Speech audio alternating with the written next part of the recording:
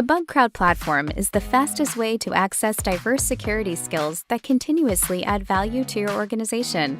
First, we'll connect you with solutions that add the most value, like bug bounty, penetration testing, attack surface management, and vulnerability disclosure programs.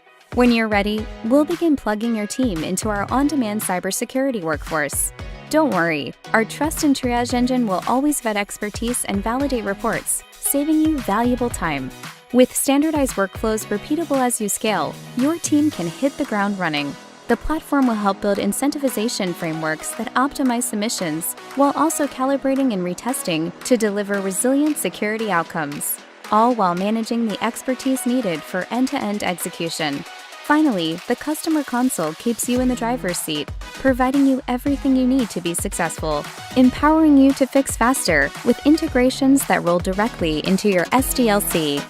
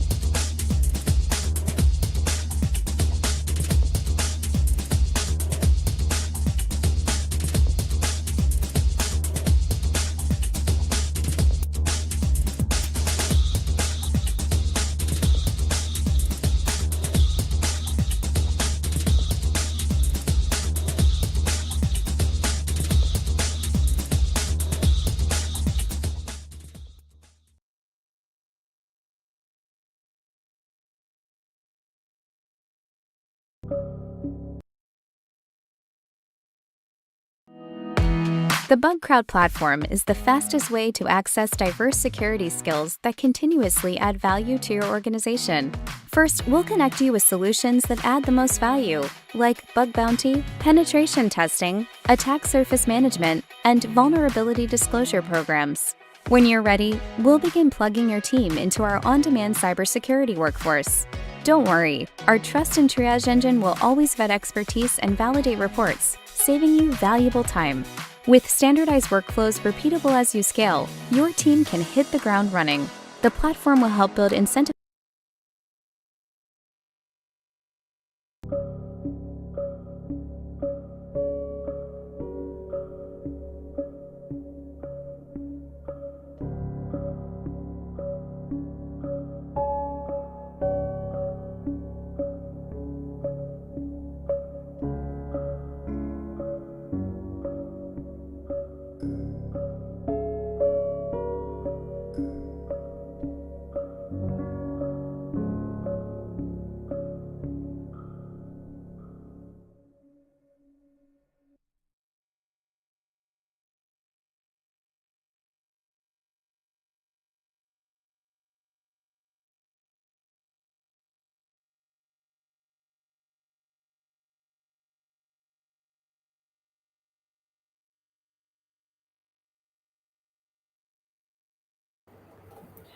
Good evening, ladies and gentlemen, the galaxy of intellectuals, Your Excellency, invited guests, and my dear friends.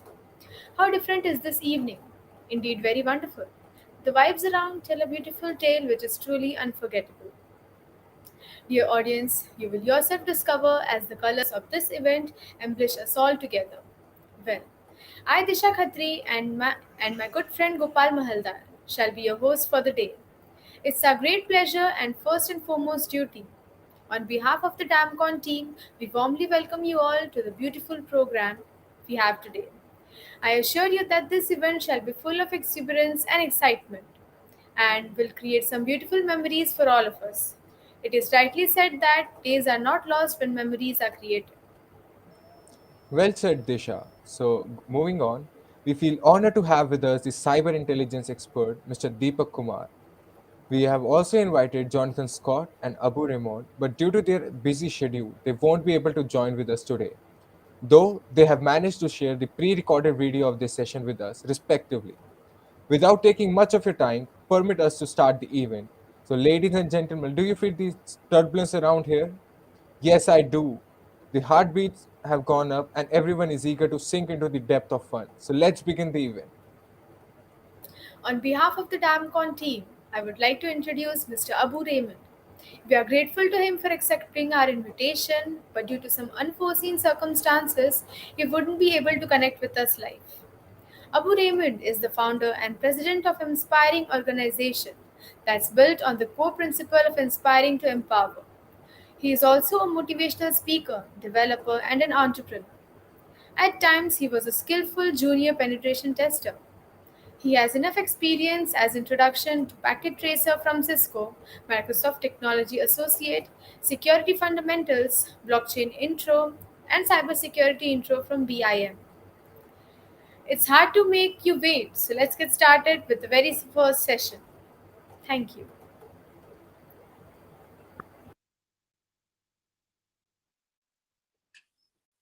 Hello, everyone, and welcome to Damncon 2021. My name is Raymond, and I'll be handling this session, which is based on third-party threats. Hope you enjoy this session and you pick some one or two things from it that will be beneficial to you. So within the next couple of minutes, I would run you through these various sessions of my presentation. I'll first begin with a brief introduction of myself. Then I also introduce you to the topic. Then we move on to look at types of third-party services and threats. We'll take a few case studies and analyze them. Then we proceed to look at the adverse effects of third-party threats and some mitigating factors. So who am I? Okay, so I'm a computer engineer, an IT support specialist with a primary focus in cybersecurity, a CTF player on platforms such as TryHackMe and Hack the Box as well, but more active on TryHackMe. I'm a penetration tester, a security researcher, and an offensive security instructor at Invitec Global. So Invitec Global is a cybersecurity firm based in Ghana. We do offer cybersecurity services such as vulnerability assessment and penetration testing. That's VAPT. We do some incident response, forensics, and other cybersecurity related services. Okay, so to our main topic for the day, which is third-party threats. So let's first get a brief understanding of what third-party services are. Then we can proceed to look at what threats in general are, and then we merge these two definitions to get a vivid understanding of what third-party threats are. Okay, so third-party services. These are services basically that are rendered by external entities, which could either be an organization, a group, or an individual. So primarily, these services are dependent on the needs of the client. So should a firm need some sort of service that cannot be generated or worked on in-house, they would require the services of an external body to come in to provide that service for them. Now, with threats, you are basically looking at any form of incidents or occurrence that has a tendency to either cause harm or disruption to a network or an information security system. Now, good to note that my definition or the definition for threats here is more skewed towards security or cybersecurity in general, because threat on a larger scale would be broader in terms of what I've given here. But since this conference is based on cybersecurity, we have scoped down the definition for threats to just be any incidents that will cause harm or disruption to a network. And third-party threats primarily are potential risk or threats posed by the third-party service provider to their end users. These includes occurrences which can lead to the disruption of a client's services or operations. So a breakdown or rundown, a third-party service provider has come in to render services, but in the process of rendering that service, their services also come with some risk attached, which now becomes a burden or a risk to the end user, which primarily could lead to the disruption of their operations or services as well. Okay, so for the purpose of this presentation, I have primarily categorized third-party services into cloud-based third-party services and the traditional third-party services. So now let's take a brief look at that of the cloud-based third-party services. Okay, so we first and foremost looking at what we refer to as software as a service, which is often referred to as SaaS. So this refers to providing software applications over the internet. A very typical example is the usage of Google Docs or Dropbox. You basically just need an internet, a web browser, and you are good to go. You don't naturally need to have this application installed on your machine. Now, for platform as a service, this refers to a cloud computing model where third-party cloud providers provide you, the end user, with hardware or software resources. Okay, so very typical platforms that do that are Google's App Engine and then SAP Cloud Platform as well.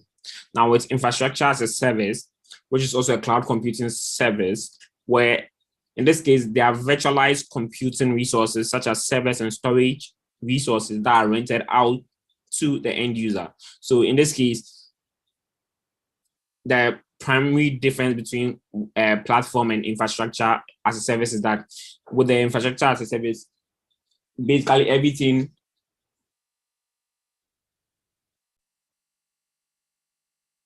the main difference here is with platform as a service, primarily you have something already built, and from there you are building up upon it. But with infrastructure, you are being given the virtualized infrastructure to build primarily everything from scratch. Okay, so when we come to the traditional third-party services, we are basically looking at all other third-party services aside that of the cloud-based third-party services. So this could be in forms of, these are services that are rendered either web-based services or network-based services. So this could either be APIs, plugins, libraries, packages, or widgets that are mostly accessible via web apps. So for network third-party services, this primarily could include software or applications that help with monitoring or configuring your network for you. So monitoring or configuration tools.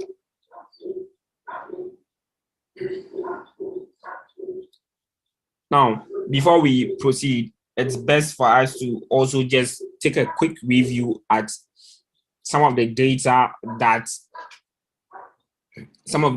available with respect to third-party threats within the industry. So for one of these, we are going to look at Deloitte's Third-Party Risk Management Global Survey Report 2020. So within this report or survey, they had their respondents engaged, and in their reports, they do have some data pertaining to third-party incidents and third-party risk. So let's take a look at the third-party incidents. And from the analysis, you would realize that the largest portion of the third-party incidents that were related to their respondents, they had cyber risk coming up as the highest, which accounted for 11%, with anti-bribery and corruption accounting for 10%, information security accounting for 9%. And when you come to the third-party risk itself, the largest portion which, let me put it, the largest 3 portions of the third-party risk were considered as cyber risk, which was 23%, information security accounting for 13%, and anti-bribery and corruption accounting for 10%. Now, what I want to put out here is that if you should look at the risk, which was basically projections of things that could occur, you realize that that accounted for 23%, but even with the incidents that did occur, risk still came up as the highest, which in this case accounted for 11%. So you should think, if you weigh the scales, you realize that irrespective of what category it falls under, whether it was risk that had to do with projection of an occurrence and incidents themselves that took place, cyber risk still top. So meaning that in this case, it's actually a pressing issue that seems to be growing over time. And in no time, you realize that even the percentages for which cyber risk or third-party threats would account for will tend to increase. Okay. So we've spoken much more on what these third-party services are, but then now coming to our main focus, which is the threats that these third-party service providers actually do pose to their clients or their end users. So first and foremost, their end users could become victims of a supply chain attack. Now, what it means is that should a third-party service provider be compromised, then automatically everyone who falls in line within their service range, anyone to whom they may be providing some level of service to, with some level of access to their network, would also mean that these end users or clients or customers are also liable to a supply chain attack, because their third-party service providers could become points of entry into compromising their clients. And with our case studies, would look at how being a victim of a supply chain attack could actually affect their clients, because our two tests or case studies are in relation to being victims of a supply chain attack. And privilege misuse. Basically, with privilege misuse, we are looking at third-party service providers carrying out certain actions that they are not required to actually do, or they are not permitted to do. So assuming that a third-party service provider has an application, a network monitoring application on your network, which is basically supposed to record or monitor the logs, right? Now, with that permission being given, all it's supposed to do is just to read the logs. But with the misuse of its privilege, it now begins to, due to certain malicious activities that the third-party service provider itself may be carrying out on your network, they begin to now delete certain entries within your log. That is, in a sense, a misuse of privilege, because you're just supposed to read. So how come you now begin to, in quotes, delete or write things to the log files? Now, with human errors, what happens is that should you have something very confidential or something very key to the smooth running of your operation, and in case of a system check by your third-party service provider, in their process of doing their regular routine system checks, mistakenly, they delete certain sensitive files to you, that becomes very detrimental to you, because to you as a firm or as an individual, because these are very essential files you need. A typical case may be a third-party service provider mistakenly deleting a production database or configurations that are running on a production server that could really cause harm to you. And this are just due to human errors, because the person may not have had a clear understanding of what he or she was doing. Now, with data exfiltration, should you have a database full of clients or very essential data, one of the key things that could happen here is that in case you are a victim of a supply chain attack, these perpetrators or attackers could actually be able to dump that entire client's list or the entire database somewhere else. And then from there, they can be able to make this data either public, or they sell it to the highest bidder. Okay, so now we look at intellectual property theft. And with this threat, what happens is that, once again, if you do become a victim of a supply chain attack, attackers could be able to leverage their access to your network and be able to have access to some confidential data or property. A typical case would be in a software engineering company or a software company. What will happen is that what it would be of utmost priority to you would be your source code for your softwares. Now, should these attackers have access to your network, they can be able to dump or copy your entire source code, and from there, people can reverse engineer that and be able to bring out other versions of what you are providing. In that case, you also tend to lose your competitiveness within the industry because you are not the only one who provides that service any longer. Everyone else can provide that service simply because they now have access to what you would call your proprietary, your intellectual proprietary, or your blueprints. Let me put it that way. Now, with credential theft, once again, either from data exfiltration, attackers could be able to dump an entire user database that gives them access to each user's credentials, be it their username, their passwords, and other information that's related to users. And with this, they can be able to carry out other malicious activities. Now, with network intrusion, having gained access through either a supply chain attack, what these attackers could actually do is they could now be able to gain further access or either advance or escalate their privileges due to the kind of data they may have either got from their credential test or from the data exfiltration as well, or even with privilege misuse as well. They could be able to escalate their privileges and cause more harm than you initially could have projected. Lastly, with data destruction, what you're looking out for here is from a successful network intrusion, depending on the hacker's intent or the attacker's intent, the attacker could be able to release what would refer to as a wiper, a malware, right? So with such a malware sitting on your network, basically what it will do is that it will wipe off every data on the network. And imagine a very huge corporation, organization, or firm having its data cleared or wiped out. It basically means that you are crashing down, you are going down, because you literally data they say is the new gold, and without data it will mean that you definitely can't function, you definitely can't operate. And with this, with a wiper sitting on your network that has wiped and cleared off everything, you basically don't have anywhere to start from. It's either you're starting all over again right from scratch, or the firm or the organization is just shut down because there's nothing with no redundancy or backup plan. Then it means that you're out of operation. Okay. So for the purposes of this presentation, we're going to take a good look at, we're going to have two case studies. The first one being SolarWinds, and the next one, or the other one being the NotPetya case study. Okay, so basically these two case studies are typical case studies of supply chain attacks due to third-party services.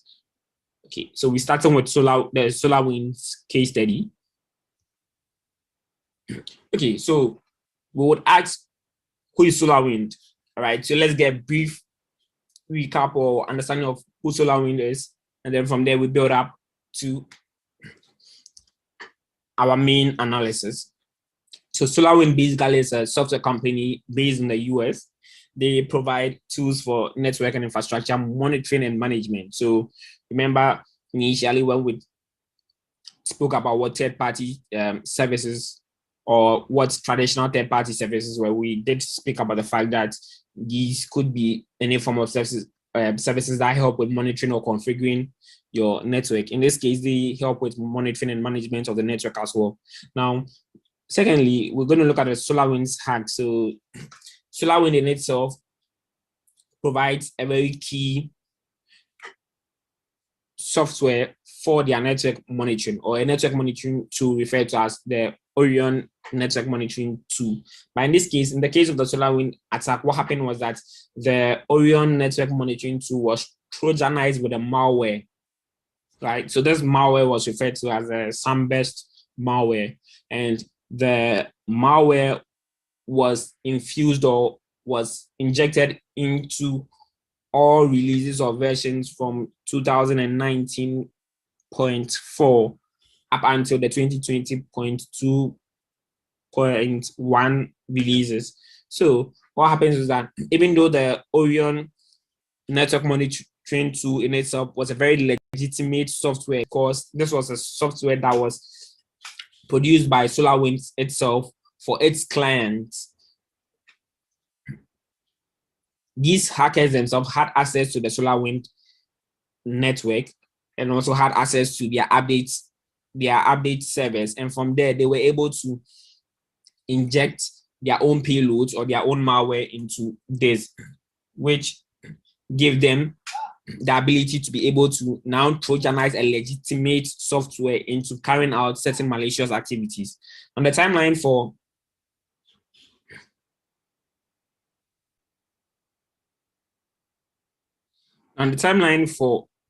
the hack, or the entire duration for which the event took place, right from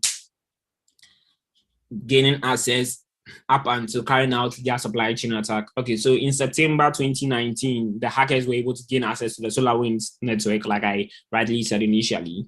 Then down in October of that same year, they were able to carry out an initial test of injection into the Orion network too. So that initial test was very crucial because they needed to know whether SolarWinds controls would either be able to detect or flag these injections, and based on that, they would have either re-strategized or just backed off.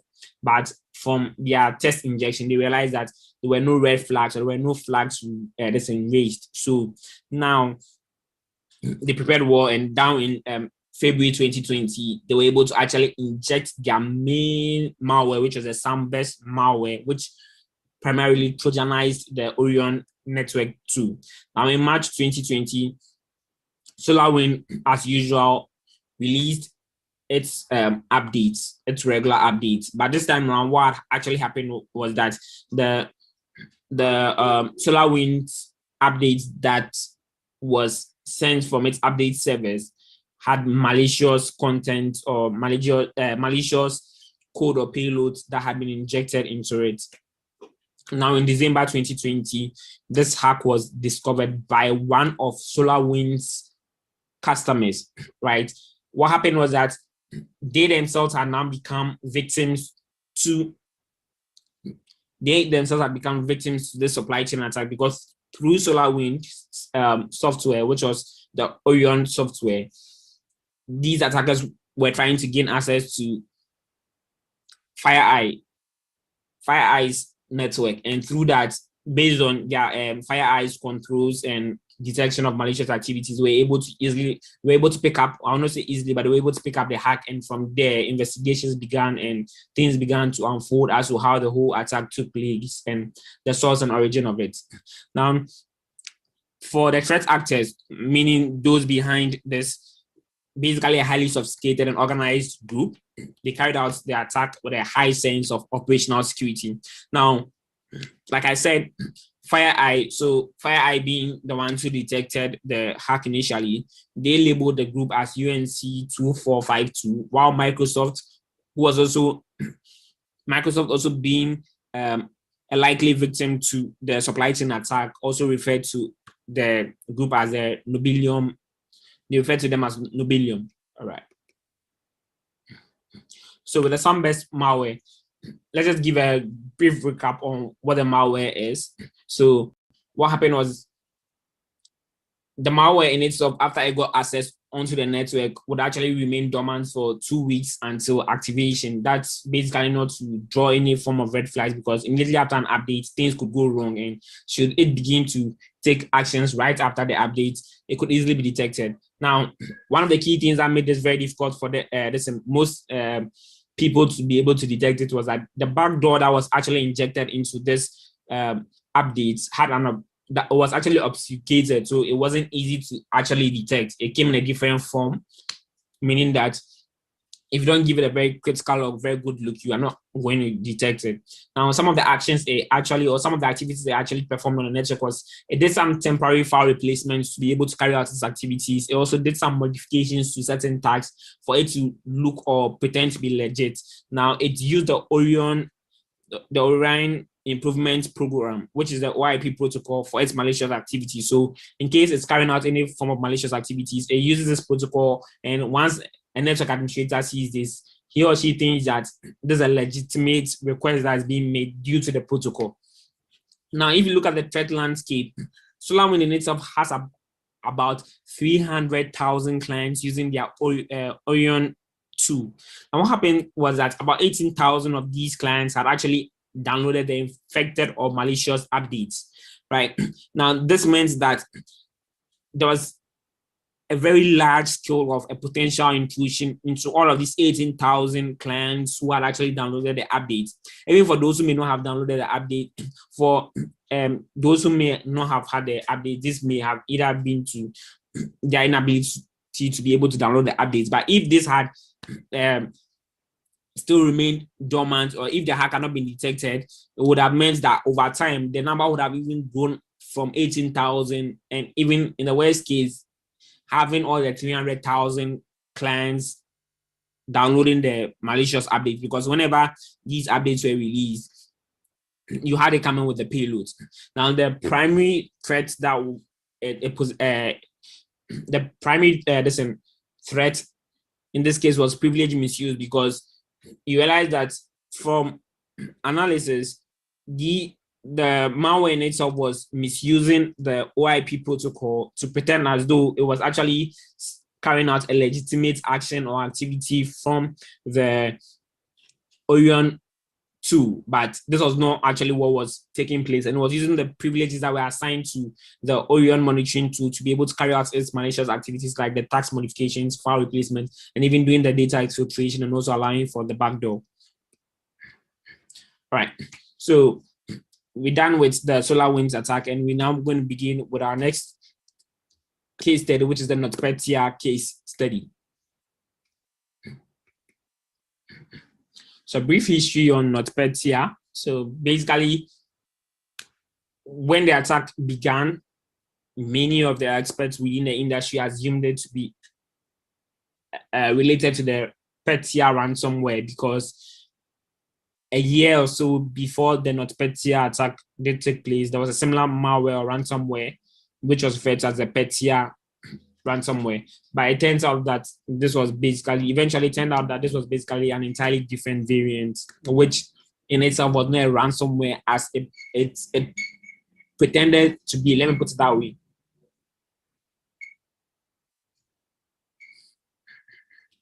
When you come to the NotPetya attack, the primary software that was trojanized in carrying out this attack was referred to as the MIDOC accounting software, right? So this software by a company or firm within in Ukraine actually was compromised, and through that they were able to trojanize their MIDOC accounting software to infect networks. Now, the MIDOC software is a tax filing software. So most companies within Ukraine actually do use this software to be able to file their tax returns. And therefore, it means that if not every company, a larger portion of companies within Ukraine actually did use the MIDOC software for their tax filing. So meaning that this gave it a very larger scope or attack group or targets, because a lot of companies or firms did use the MIDOC software. On the timeline, this attack was actually carried out on June 27th, 2017 in Ukraine. Now, the threat actors are attributed to an APT group referred to as SANWEM. APT basically referred to an advanced persistent threat group. So SANWEM is also said to be attributed to Russia's main intelligence directorate, which is the GRU. Now, let's also do a quick analysis of the NotPetya malware. So, like I said initially, this malware did look like a ransomware because after it compromised the system, there was a ransomware note that appeared on the screen of the target, and it requested for some payments to be made to a Bitcoin account. But upon further analysis of the malware, it turned out that even if you didn't make the payments to the Bitcoin account, you will not have received any decryption keys due to the nature of the malware. So it actually infected the master boot record, clearing your records or your location of where the operating system itself sits. And therefore, even if you made payments and any form of keys were sent to you as decryption keys, you will still not be able to do that because it had actually wiped off your master boot record. Now, like I said, it's irreversibly encrypted the master boot record after infected a device. Now, key things about this malware was that it used some two key or persistent exploits, like the Eternal Blue vulnerability that is found within Windows SMB version 1 and I think version 2 as well. It also used mimikatz for credential collection or harvesting, right? So with the use of these two exploits, it was able to move laterally across the network to be able to move as fast as it can without even requiring any form of user interaction. So once the malware, the NotPetya malware got onto the network, all it just did was began to exploit any Eternal Blue vulnerabilities on the network, and then also use mimikatz in collecting user credentials, in harvesting for user credentials, and these were also used in compromising other targets or nodes on the network, and it just moved very fast. It was very, very fast with its compromise. And when you take a look at the threat landscape for this, it's infiltrated almost every network in Ukraine that one way or the other was using the MEDOC accounting software. Or even if it didn't use the MEDOC accounting software, once that network also had a link or connection to another network somewhere, they also did get infected because, like I said, the malware kept moving laterally, so it just kept on moving to any form of connection or any form of networks that may have been interlinked. It just kept moving. So it's either you were connected, it's either there was a network that was connected to an infected network, or there was a network that also did run the MEDOC accounting software. Now, the extent of this attack or threat was that it affected not just networks within Ukraine, but because these networks are also linked or interrelated with other networks on different continents, they were able to infect or affect companies on networks within Europe, Asia, UK, US, and others. And there's a rough count of about 65 countries being infected or affected by this attack.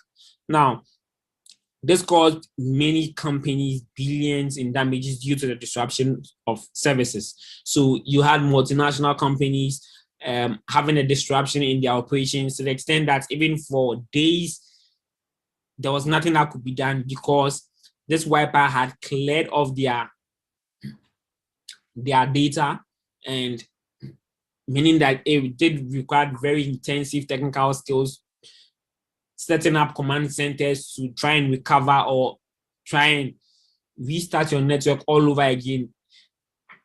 What would also happen is that you are very lucky should you have a redundancy plan or a backup offsite, meaning that you can be able to rely or fall on that data to be able to carry off from where you left off. But if you didn't have any form of redundancy plan, it meant that you were going to really, really struggle, and there were billions in damages that were caused to most of these multinational companies and even local firms within Ukraine as well.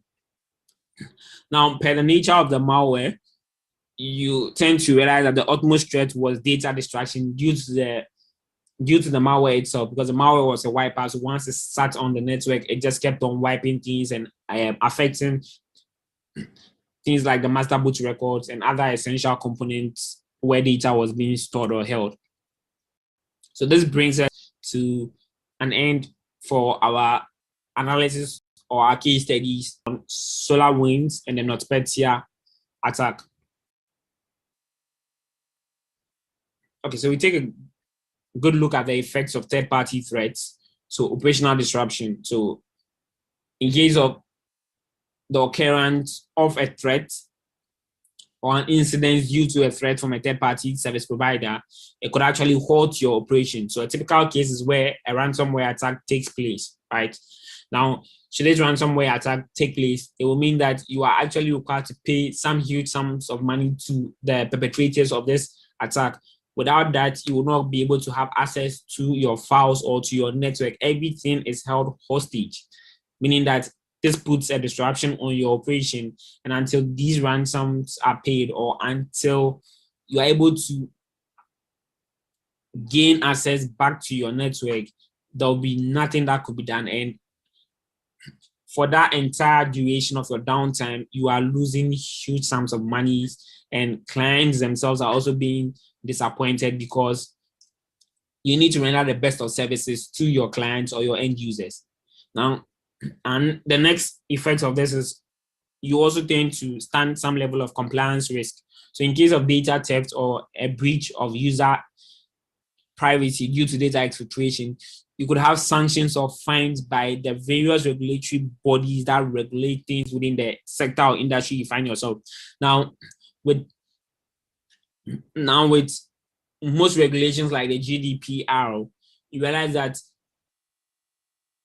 companies or organizations are mandated to actually put in very high controls that would protect or guard the privacy of their user or client data as well. So even if due to lack of negligence on your end, you fall victim to some data breach or ransomware, you realize that you are either being hit by lawsuits themselves, and even due to your downtime during the time of the attack, you've also lost billions, if not you've lost millions or billions in revenue, and you're also being hit by lawsuits and all manner of regulation, sanctions, and fines, which really cost you to a larger extent.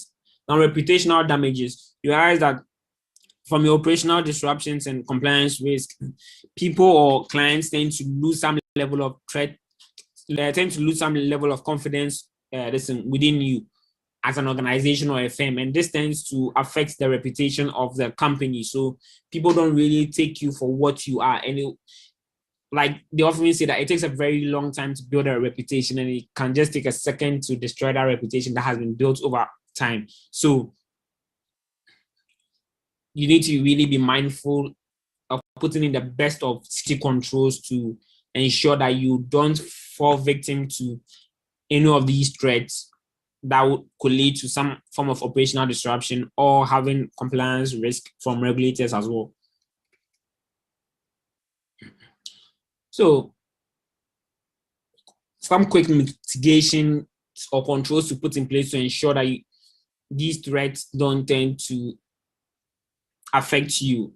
As one, you also need to put in some form of monitoring system, or you need to be able to monitor your third-party assets, right? So keep track of the activities or services on your network, keep track of the activities, keep track of what these third-party service providers do and what kind of controls they tend to breach. And once you see anything that raises a flag, you need to make a follow-up and ensure that it's nothing malicious. Secondly, you need to implement access control. So you need to limit the actions of these services to just the essential ones. So initially, I remember I did say something regarding logs, right? And privilege misuse. To ensure that things like privilege misuse don't come into play, you need to implement access controls. So if a service provider just has to read contents of your logs, ensure that the privileges or the controls that have been assigned to these accounts or these service providers are just within the scope of reading. You don't need to assign other privileges such as write or execute, right? So with this, you ensure that the service provider can only read the contents of the file. The service provider cannot be able to edit the content or cannot be able to delete or either execute that. You also want to implement some level of zero trust policy. So aside the usage of user credentials, this will really be helpful in the instance where there's credential theft, right? So aside the usage of just user credentials being used to access the network or resources, you want to enforce some level of two-factor authentication for user accounts. So even if people or attackers or hackers do have access to user credentials, they will still need that OTP or that one-time password to be able to still verify their legitimacy before they are granted access to the resource or the network. Thirdly, you also want to have a third-party incident response plan. So what I've come to realize over time within the industry is that most companies or most organizations tend to have a third-party incident response plan internally just for themselves in case there's a breach that occurred from their end. But in most cases, you will come to realize that most of these attackers, after detecting or realizing that it's very difficult to breach your network directly, they go after your service providers who may have put in very low security controls, and from there they may be able to attack. So you should also begin to make room for third-party incident responses, so that in case of a third-party incident breach, how do you also handle that in order not to fall victim to either a supply chain attack or anything. Now, next one is the segmentation of network. You need to segregate your network into segments like subnets, so that once there's a breach or there's an attack, you are able to segregate, or you're able to isolate the attack just to that subnet so that it doesn't spread. So let's take a clear look at the NotPetya attack like this. When it took place, should there have been proper controls like subnets and early detection, you could just have been able to isolate the section or portion of the network that was affected from the main network, so that you don't have it spreading all across. You just have a single network being used for everything. Once the infection takes place, everything on the main network gets affected. Lastly, you also want to do regular audits for third-party vendors. So you want to perform these regular audits to ensure that they conform to certain security measures, maybe some international standards like the ISO 27001 standardization like this, to ensure that they are also putting in much effort to ensure that their systems are secured. All right, so that brings us to the end of the presentation. I hope you enjoyed it. If you want to reach out to me, that's my LinkedIn profile. That's Obu Ray, or you could just type Obu Raymond in LinkedIn and you get access to my profile, and you can be able to reach out to me on Discord too. That's my Discord handle, heynet #8351. All right, so thank you very much for your attention, and I hope you enjoyed this session, and keep up and continue enjoying other sessions and everything that has been planned out for Damncon 2021. Thank you very much.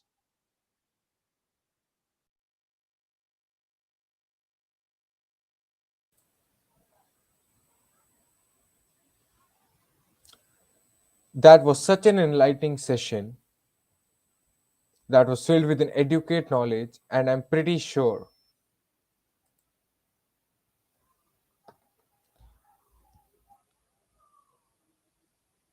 such an enlightening session that was filled with educate knowledge, and I'm pretty sure that everyone is clear now with this topic. So moving on, I would like to introduce Mr. Deepak Kumar, the Senior Digital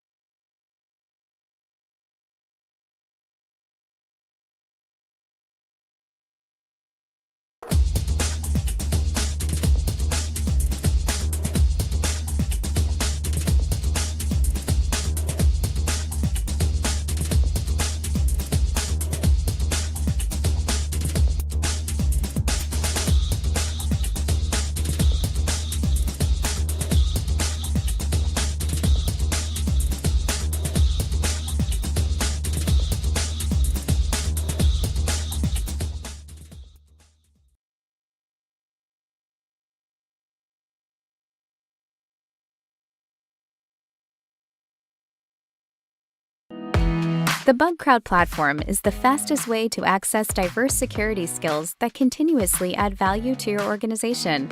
First, we'll connect you with solutions that add the most value, like bug bounty, penetration testing, attack surface management, and vulnerability disclosure programs. When you're ready, we'll begin plugging your team into our on-demand cybersecurity workforce. Don't worry, our trust and triage engine will always vet expertise and validate reports, saving you valuable time. With standardized workflows repeatable as you scale, your team can hit the ground running. The platform will help build incentivization frameworks that optimize submissions, while also calibrating and retesting to deliver resilient security outcomes, all while managing the expertise needed for end-to-end execution. Finally, the customer console keeps you in the driver's seat, providing you everything you need to be successful, empowering you to fix faster with integrations that roll directly into your SDLC.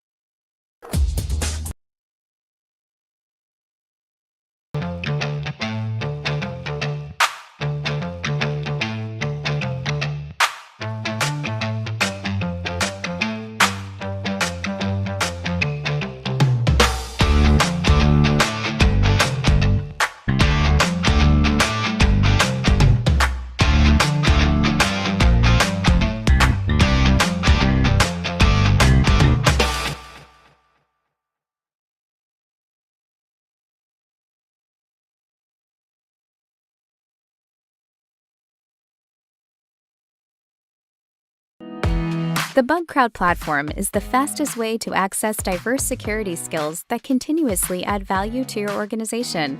First, we'll connect you with solutions that add the most value, like bug bounty, penetration testing, attack surface management, and vulnerability disclosure programs. When you're ready, we'll begin plugging your team into our on-demand cybersecurity workforce. Don't worry, our trust and triage engine will always vet expertise and validate reports, saving you valuable time. With standardized workflows repeatable as you scale, your team can hit the ground running. The platform will help build incentivization frameworks that optimize submissions while also calibrating and retesting to deliver resilient security outcomes, all while managing the expertise needed for end-to-end execution. Finally, the customer console keeps you in the driver's seat, providing you everything you need to be successful, empowering you to fix faster with integrations that roll directly into your SDLC.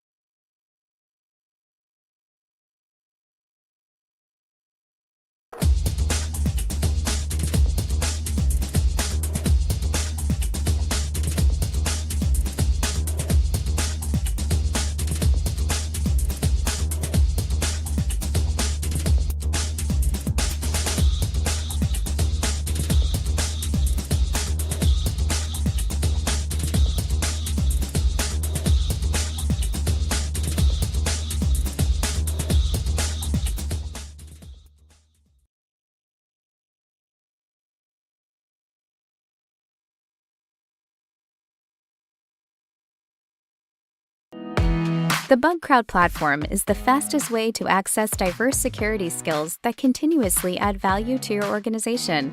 First, we'll connect you with solutions that add the most value, like bug bounty, penetration testing, attack surface management, and vulnerability disclosure programs. When you're ready, we'll begin plugging your team into our on-demand cybersecurity workforce.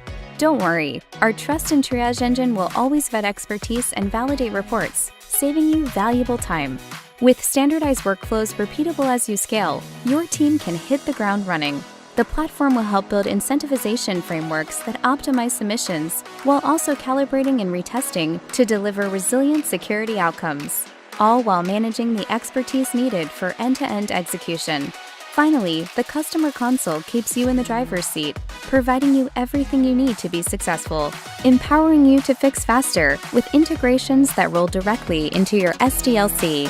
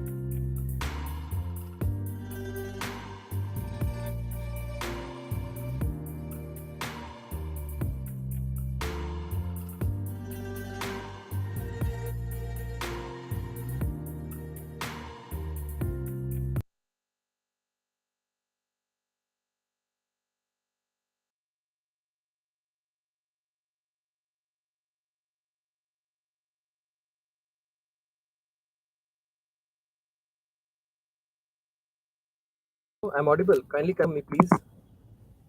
Yes, sir, you are audible. Fine, fine. Can I? How can I share my screen? Can you confirm me?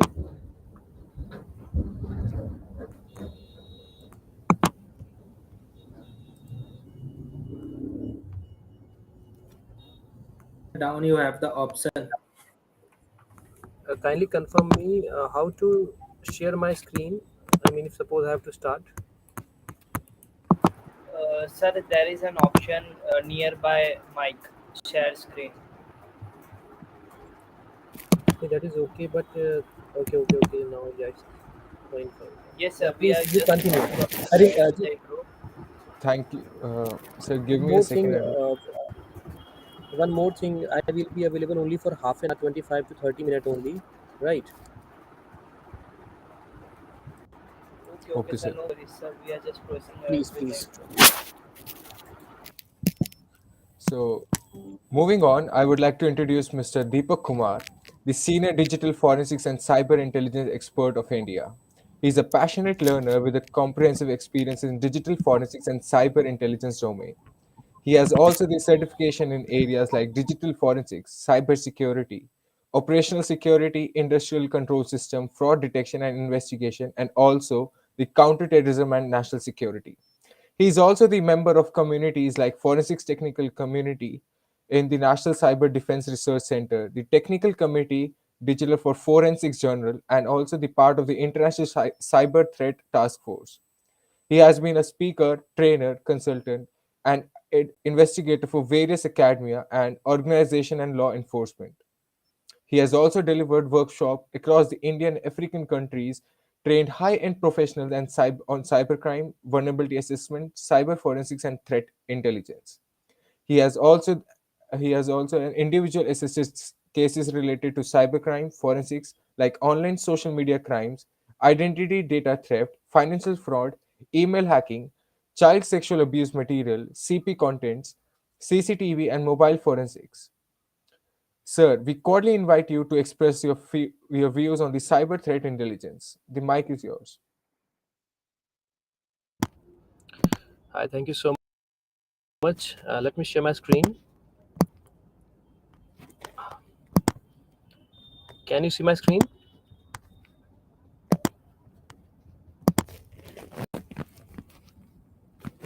Kindly confirm I'm audible Yes, and sir. can you able to see my screen? Yes, sir, it's visible. Okay, thank you. Thank you so much. Without wasting time, I would like to say thanks to all the cyber fraternities people who are listening through this channel, and of course, Damncon. And so the topic is, I mean, very interesting. CTI and CTI basically cyber threat intelligence और ये topic और ये subject basically काफ़ी ज़्यादा boom भी कर रहा है like investigations forensics analysis, attribution, malware, reverse engineering, pen testing, bug hunting, cybercrime investigation, helping police to find good information, juicy information to give some good leads as well. So, moreover, in this session, I would like to explain or try to tell you what exactly is CTI, what is the use of CTI, and how you can add this CTI in your skill set in job perspective, like a person who actually looking for a career into this domain, so how this will really help. So first of all, there are some misconception regarding this key to initiate with this CTI. A person should have a very good practical skill set. He should have knowledge of programming, or he should be good into writing skill set, or different things. So frankly saying, there's nothing like that. I mean, it's not like to be expertise into all things, but you should know moreover everything, like चाहे वो hacking का हो या networking का हो या forensics का हो या कोई भी ISO standards हो या कोई protocols हो. So that is the thing which is really important for the trend perspective. So now, if you see a very interesting news recently which was happened and which is going on, आपने सुना भी होगा basically, जैसे ये काफ़ी कुछ cases हैं, and that the cases are basically you can see like Mumbai techie help for rape threats to cricketer child. This was a very recent case, and if you see the person who is behind that and the skill set, what exactly he has done, so you will understand exactly कि ऐसा कुछ नहीं है कि like a person who is a education or good academic background, it could be anything. It's like I mean your information, your skill set, how you can utilize your skill set for a concern. It could be for good, could be for bad purpose. So the important thing is what, like in CTI, what is important. And if you see these figures, this is again a recent case, Karnataka based case which is still going on. It is talking about dark web based narco related as well. um, Similarly, you see Instagram accounts hacked. Youth are doing these all things. Youth help for harassing girls online. Um, so this thing, with help for impersonating as manager of Tollywood singer.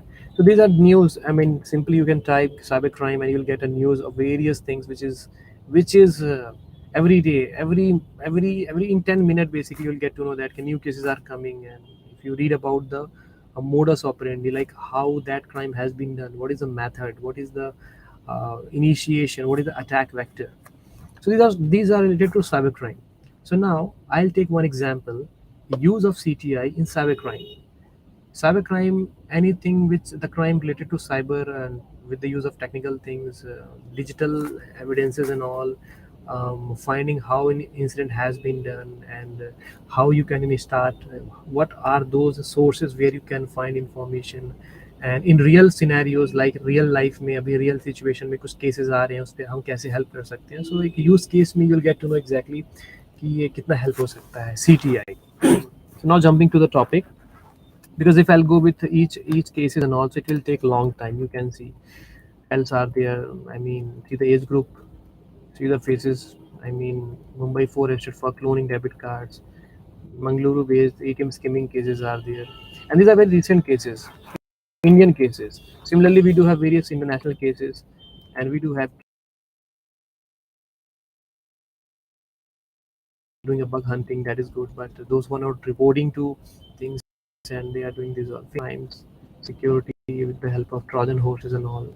So terms are there: Trojans, backdoor, spyware, keyloggers, and malwares. Different. It's like umbrella basically. Different things are there. So now in this particular, what do you call, CTI part, first of all you should know about the domains. हमेशा confused रहते हैं exactly कि हम किस domain को choose करें. And if suppose somebody asks like, sir, I want to make a career in forensics, or I want to make a career in cyber security, I want to be expert into ethical hacking, or I would like to be get into threat intelligence platform, I want to be into like pen testing, or I want to do a very good hack to hack a website, or to find the vulnerability of a website or something like that. Different questions are there. You can see just a mind map of cybersecurity. You can think yourself that cybersecurity is a very big domain. I mean, nobody expert over here, unless if the person is claiming himself or a claim person. But you can see security operation, vulnerability, training, external internal pen testing, IOCs, intel sharing platform, governance, laws, regulation. I mean, various things are there. So how can a person be expert even? You choose one area. You choose any one area. What do you call, finding weakness, finding vulnerability of any on any machine, on a computer, network, application, protocol, anything. So that is the thing which makes a good career as well. And here for the same thing, people having different names, designations. Red teamer बना दे रहे हैं, VAPT expert बना दे रहे हैं, API tester QA बना दे रहे हैं. मतलब things are there, but end of the day, if you think about the skill set, almost things are same. A person who want to hack a website of a neighboring country, it could be like Pakistan, or China or XYZ, sitting at China and Pakistan trying to hack Indian website, he has used same thing. He will also use same Metasploit and map. He will also use same thing, but maybe the exploit, maybe he or she have his own personal code, which is I mean, not available on any repo or any public platform. But the concept, the behind, the fundamental is almost same. So the perspective is very important. Like if you want to be a hunter, what exactly you want to hunt? You want to hunt vulnerability. You should know about CV's values. You should know about how to execute any random query, random string, random code which can do, which can create some session, and you can do some sort of attacks. So this is one area. दिया। अब simple है कि news आती है कि यार XYZ website hacked. इस website hacked की न्यूज़ सुन करके जो साइबर सिक्योरिटी प्रोफेशनल्स होते हैं उनके लिए it's not a big deal. अरे होती रही, बग होगा या क्या पता इंडेक्स पेज को चेंज कर दिया गया होगा, क्या पता कोई कंटेंट को बैकएंड से डाउनलोड कर ली गई होगी। But if you think from a person who is a non techie, who is very to this cyber security and all, वो तो ये बोलेगा यार ये तो तुम्हारी वेबसाइट है कोई, आई मीन ये तो बड़ा सिंपल है, ये तो साइबर सिक्योरिटी वाले कर रहे हो, क्या कंपनी कर रही है यार, एक्सेंचर हैक हो गई यार, रैंसमवेयर से उनका डेटा चला गया। So this are things. So brand value and the knowledge skill set ये सारे कहीं ना कहीं कोलैप्स होते रहते हैं और तो एक दूसरे से लिंक अप होते रहते हैं। So fundamental and guiding a company, a country, or specific something that is different. So now I had, I mean, the purpose is what, choose wisely any area and where you think like it's good. If you're good into C++, if you're good into Golang, you want to create any malware, go Python, you are good into PowerShell, creating exploit, you are good into assembly languages, go, no problem. If you're good into testing of something, if you're good into doing an investigation, you want to be good into doing an attribution, like drill down into any cyber threat. So CT, SOC है, security operations center है, forensics है, forensic itself very big domain. It's not like a magic like you have just have a wound like कि आपने कोई series देखा या कोई content पढ़ा और आपको मालूम हो गया कि हाँ हमें व्हाट्सएप की फोरेंसिक कैसे की जाती है। Not like a 1 day, 2 day, 1 month job. Patience and practical things are required. So now this is too much theory which I have done. I mean, practical perspective. This is very कि cyber crime cyber security कैसे link है। पहले भी चोरी डकियाँ हुआ करती थी, आज भी वैसी ही है। फ़र्क इतना है कि हम आज इंटरनेट का माध्यम यूज़ कर रहे हैं, we are using internet and at a single code it can do boom, I mean it can do anything, depends on like what exactly you are going to do. If something has code and the CNC already has been created, you can do various things, depends on what exactly malware has been executed onto the client place. What is the capability of those that particular CNC, the rootkit which you have been installed. Similarly, fishing link भेज करके किसी को hack करना है, fishing link भेज करके you try to control collect all the potential or maybe a password. But if a person already using a multi-factor, maybe two-factor authentication, there is no use of password then. कोई मतलब नहीं है फिर. So things are there. YubiKey and the no password policy, even various things are there. So think technology कहाँ जा रही है और हम किस चीज़ पे फोकस कर रहे हैं. Trends are there. I'm sticking with my subject perspective CTI. So first of all, remember cyber threat intelligence. Cyber threat intelligence. Cyber, you yourself know what is cyber.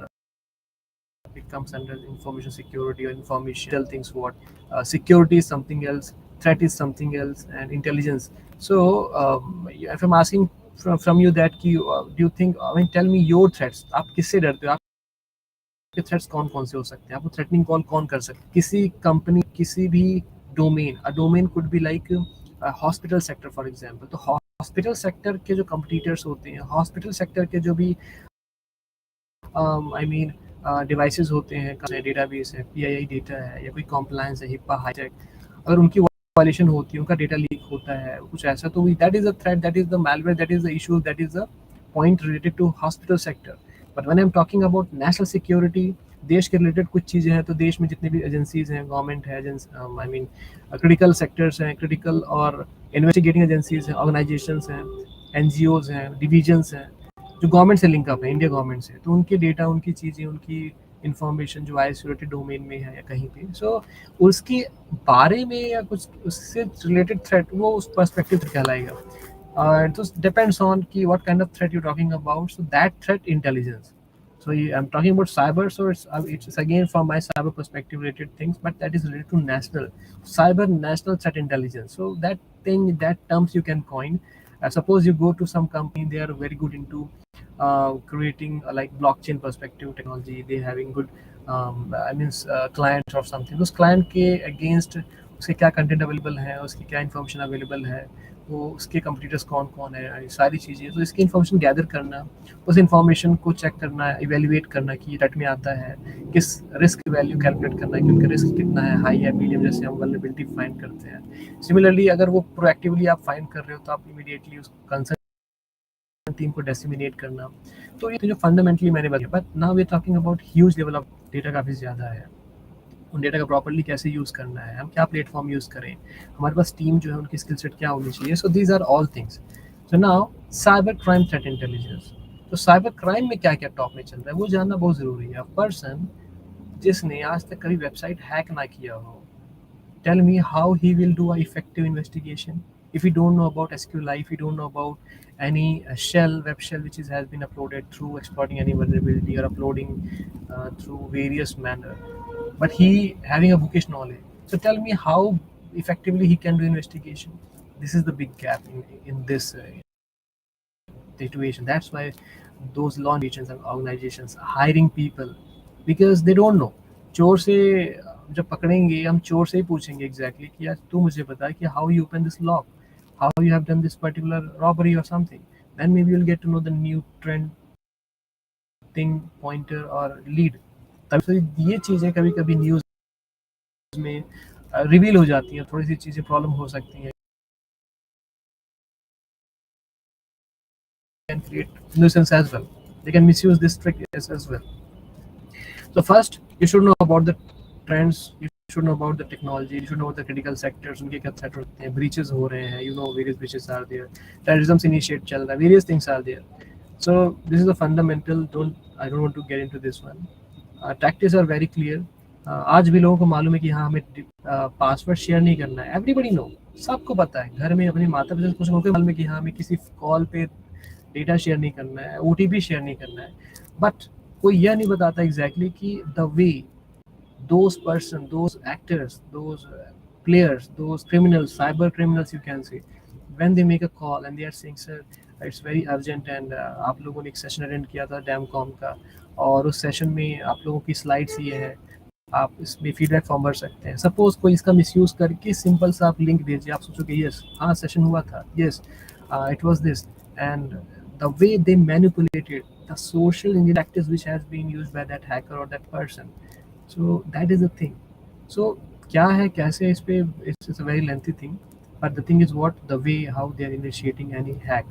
Recently some series आई है, series में बताया जाता है कि Honey pot या honey trap करके, Honey pot create करके, honey trap जैसी चीज़ें इनिशिएट करके they are sending some booby track links and miscellaneous malicious suspicious links they are sharing.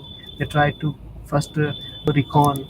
Once they got to recon में कि कौन बंदे लालची हैं, कौन ग्रेडी हैं, कौन इस पर क्लिक हो रहे हैं या कौन इसमें विक्टिम बन रहे हैं. फिर they do again getting to try to enumerate more information, then try to gain, वही एथिकल हैकिंग वाला कंसेप्ट है, एक्सेस मेंटेन करना, देन पाइवोटिंग करना, प्रिविलेज एस्केलेशन मेंटेन करना, CNC क्रिएट करना. यू शुड नो कैसे कैसे. It's a lengthy thing. First thing is what you should know, that phishing mails, job offers वाले हैं, वर्क फ्रॉम होम. कोविड में सारे घर से काम कर रहे हैं. कोविड वाली सिचुएशन इतनी ज़्यादा चल रही है कि लोगों को इतना इशू हो रहा है कि एग्जैक्टली हमें कल है कि इमीडिएटली अगर हमें पैसे की ज़रूरत पड़ जाए या हमें कोई इशू हो जाए तो हम सारी पॉलिसीज, सारी एथिक्स भूल जाते हैं. हम पहले सोचते हैं काम हो और उस काम में हम भूल जाते हैं कि एथिक्स क्या होते हैं. तो कभी कभी चीज़ें ऐसी होती हैं, तो उस चीज़ का मैनिपुलेशन करके हैक करना, CTI को इवेट करना, तो सारी चीज़ें हैं. So work from home culture, this is a very serious concern. इसका मैं एग्जांपल लेके आपको समझाऊंगा. अमेज़ॉन है या कोई भी ऐसे थर्ड पार्टी का फर्म्स है जिसका इम्पर्सनेट करके, URL भेज करके want to earn money, and that message may become on your WhatsApp or maybe on your number, and that number could be like, it could be AX hyphen AMZN something. तो you think कि AX-AMZN है sender जो है SMS पे, AMZN तो Amazon का ही होगा. तो आप इतना ध्यान देते नहीं हो. उसमें लिंक भी रहता है कि would you like to earn money in very short interval of time, तो काइंडली क्लिक और कनेक्ट विद दिस, और any number is there. If you click that number, वो एक व्हाट्सएप पर नंबर खुलता है. व्हाट्सएप पे there is some maybe there is some pic of some beauty, and you think like yes कोई है, and you start chatting with them, that person, they will try to say that you have to install one application, then only we can evaluate. Then also share your occupation and all, name बताइए, आप करते क्या है, आपकी salary क्या है, फलाना फलाना. so they get to know कि किस लेवल में आते हैं, ये हाई लेवल है, लो लेवल है, स्टूडेंट है, क्या है. accordingly they try to do. So this is the TTP, this is the trend, this is the tactics generally which they are using since long time. हमें find करना है, ये find करने के बाद ही आप चीज़ों को इनिशिएट कर सकते हो. So this slide is talking about various modus operandis, various trends which is still going on, and how they are misusing. This is the next one. Intel is again, it's I mean various literatures are available on internet. You can just Google, you'll get to know. But please listen carefully. This is very important. Cyber threat intelligence or cyber intelligence is a very simple thing. Like it's evidence based knowledge. Based knowledge means like suppose somebody asks यार मैंने एक zero day पाई है, मैंने एक vulnerability पाई है Amazon website पे. So somebody asks, tell me यार POC है. Why you asking POC? Why you asking that link? Why you asking that particular code or something? Yeah, screenshot. Because that is evidence. So if you know a screenshot, if you know that POC, then you will say yes यार ये तो 0 day इसको हम इसमें accesses है, इसमें CSR है या फिर misconfiguration vulnerability है.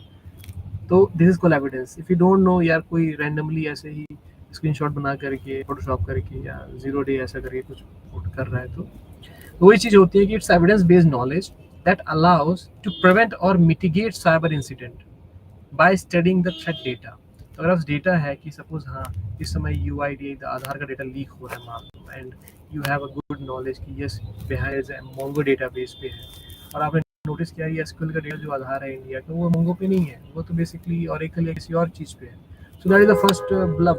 तो ये इवेल्युएट करना, आइडेंटिफाई करना, डिटरमाइन करना is a big subject. One, if that is true then you will ask some sample data. Sample data में आप चेक करते हो उसके कॉलम्स क्या है, रीच है, डेटा लीक है, या फिर ये इनसाइडर अटैक्स है, ये क्या होते हैं पब्लिक डेटा, स्क्रैप डेटा है. सो you analysts to get to know exactly how this is the tricks which is identify or help that कि सही क्या है गलत क्या है. That information can help for a company or for finding things or vulnerabilities or um, these pointers exactly. So now ahead, um, this is research. Let avoid these all things. इसका एक point आप ध्यान से कर सकते हो. Last वाला example है. This research content I have taken from Authenticate, and that Authenticate you can see the source. The last you can see this column talking about 83% of cyber threat intelligence analysts use a web browser as their primary tool. आज भी हर जगह ये मत सोचो कि कोई IBM है या कोई बड़ी company they have their own tool. Yes, they have, but for you can't say entire data is the CTI perspective.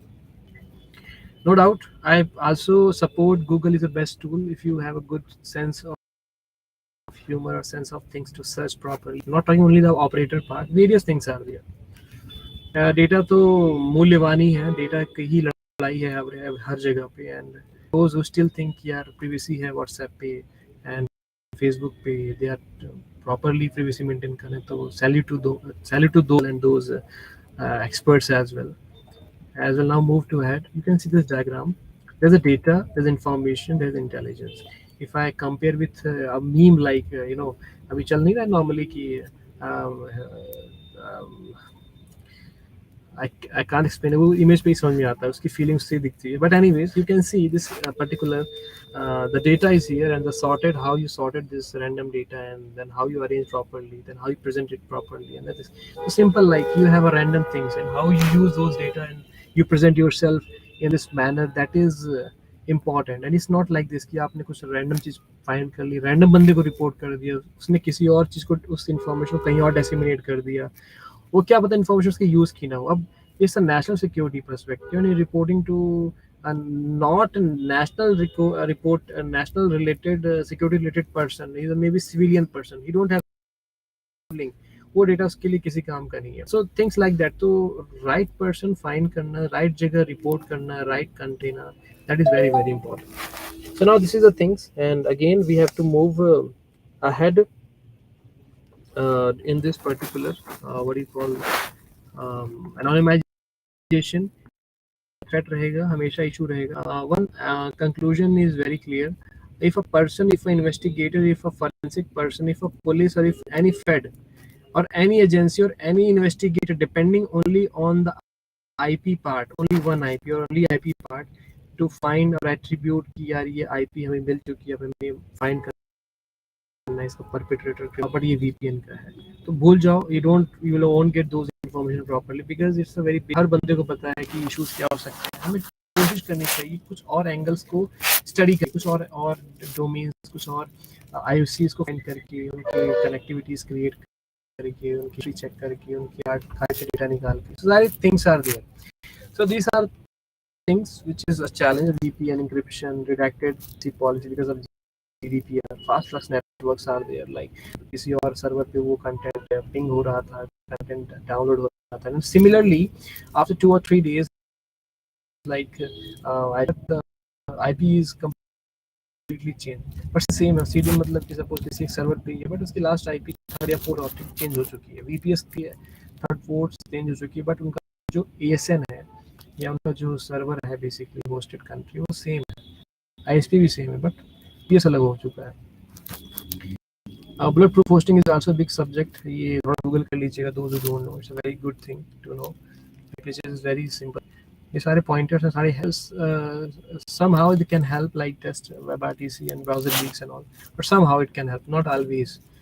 VPH's links are there, I mean Moreno host, Tono host, BP node, Bridger, CC web, Yalis standard, these are some well-known BPHs which are hosted in some those countries, those who are having a very weak cyber security, cyber policies and all, and hackers have various level of things, but CTI can help to nab down those hackers and those criminals or those channel.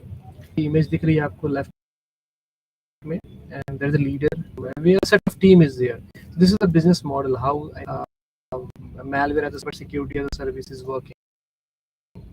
हर तरह होते हैं, leader भी होता है, company perspective, profit sharing basis पे काम चलता है, law enforcement, judiciary, reverse engineer, exploit writer, hunter, हर तरह के लोग होते हैं, salesman, English, Hindi, good female, bad boy, whatever, every kind of things are there. But the thing is what, when you talk about the attribution is simple like analysis or investigation.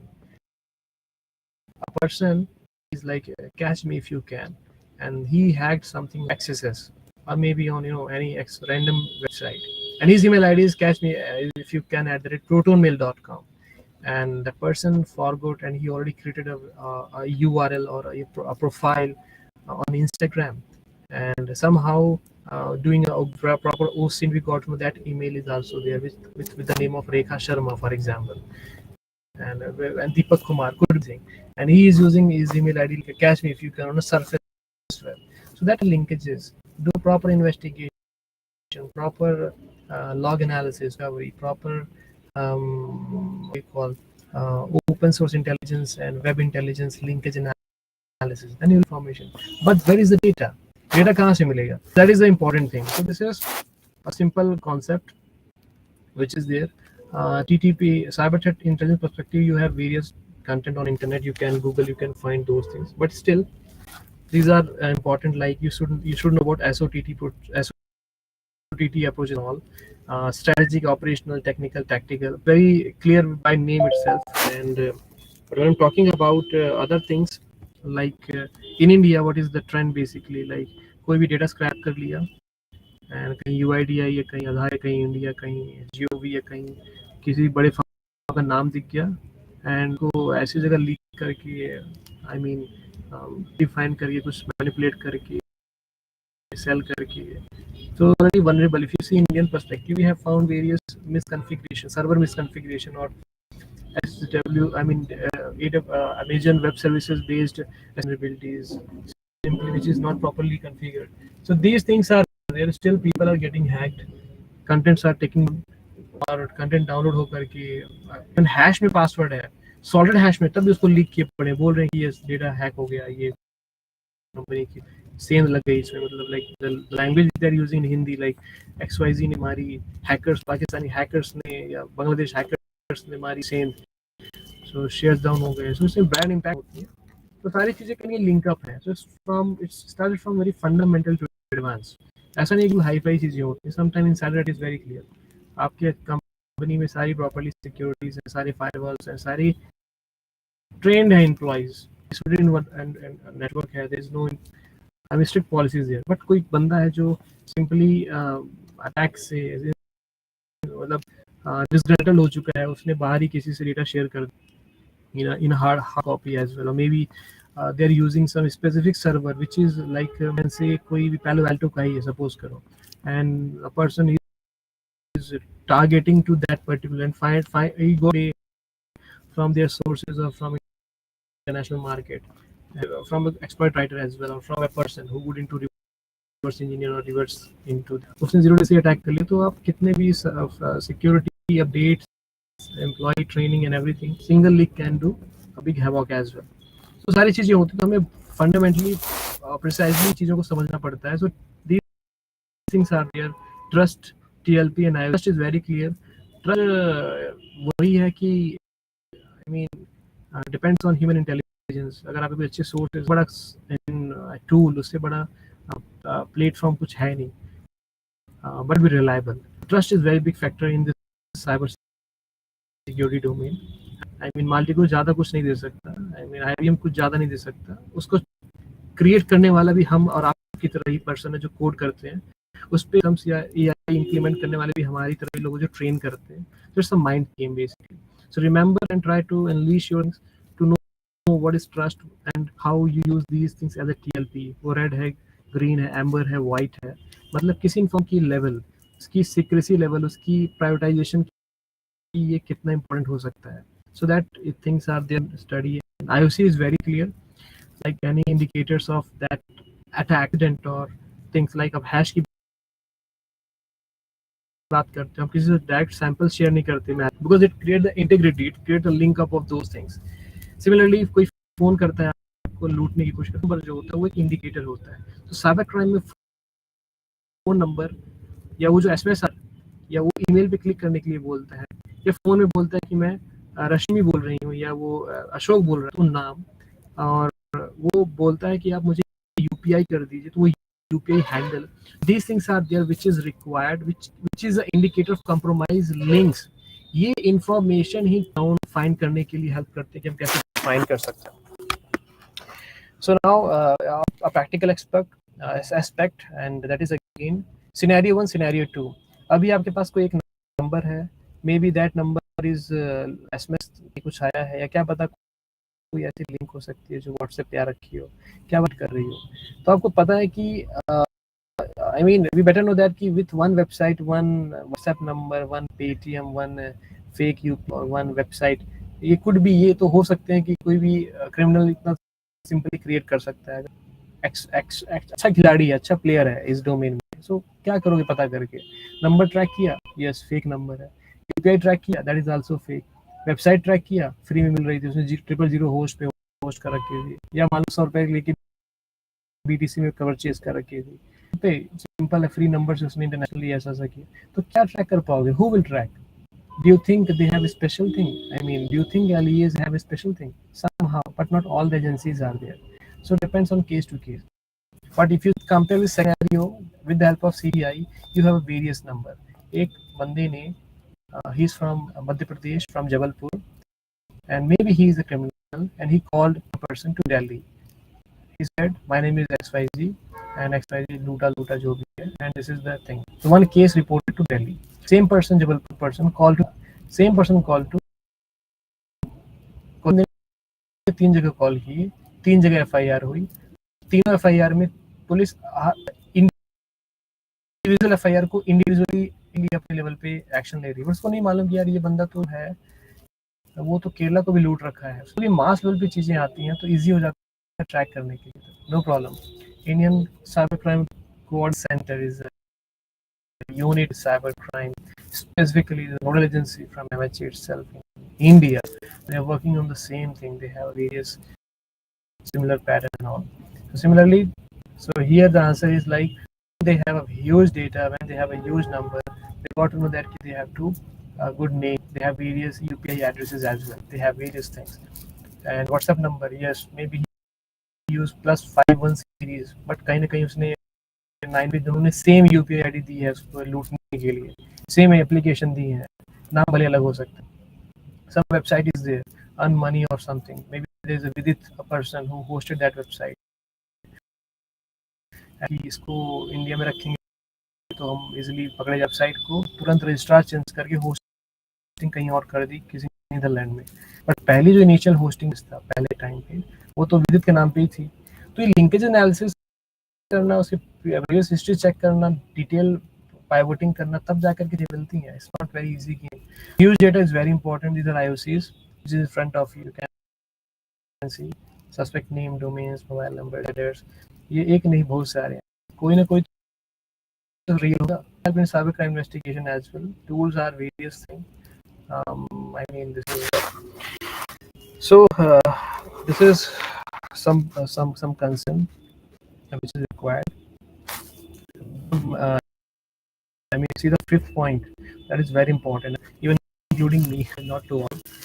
It is very important tool, common sense. Remember, क्या WhatsApp का data decrypt हो सकता है? क्या मैं WhatsApp का data retrieve कर सकता हूँ?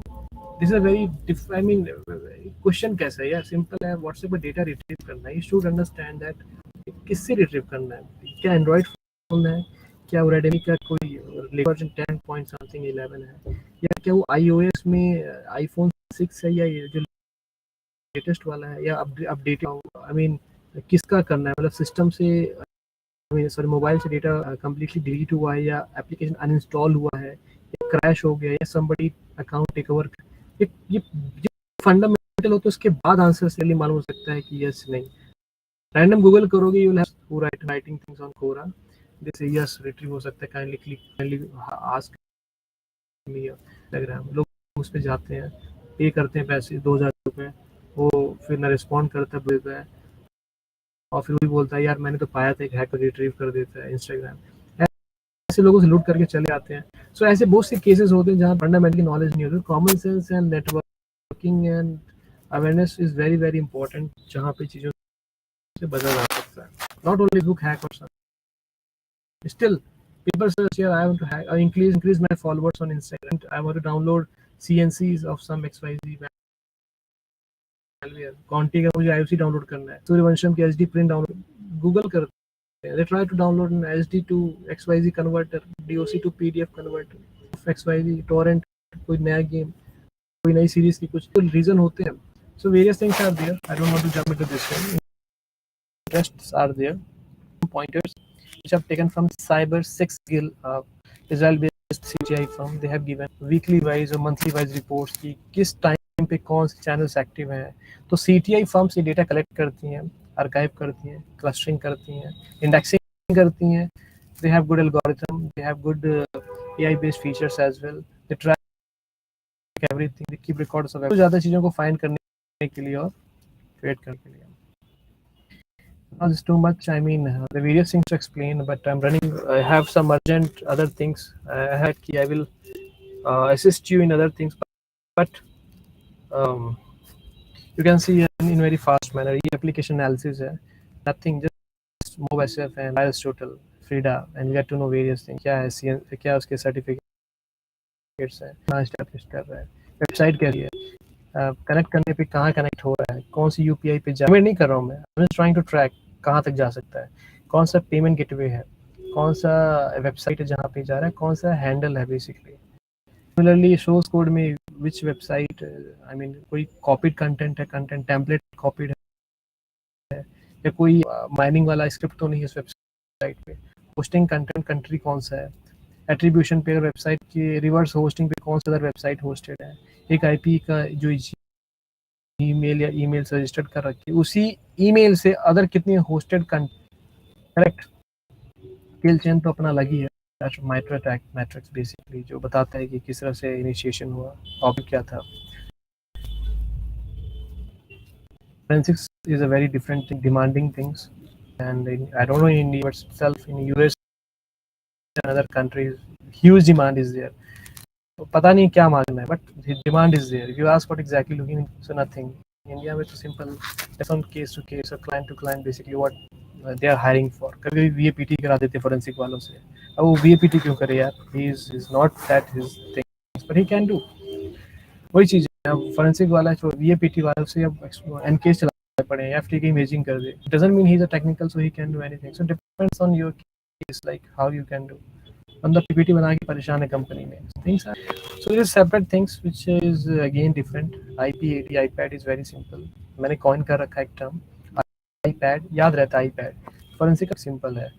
You can Google, you'll have a various I mean what do you call frameworks, but simple thing like IP80 में आप समझ सकते. Fundamentally, initially we have to identify the digital things, digital is and all. You have to preserve in proper manner. That shouldn't be manipulated or it shouldn't be modified or changed by surgeon seizing time. Best practice should be implemented there. Analysis कैसे करनी है, tools अच्छे होने चाहिए. But हमारे forensic tool नहीं है. अरे ओपन सोर्स से करो यार, अब बस प्रूफ करो उसको कि ये टैंपर नहीं हुआ है.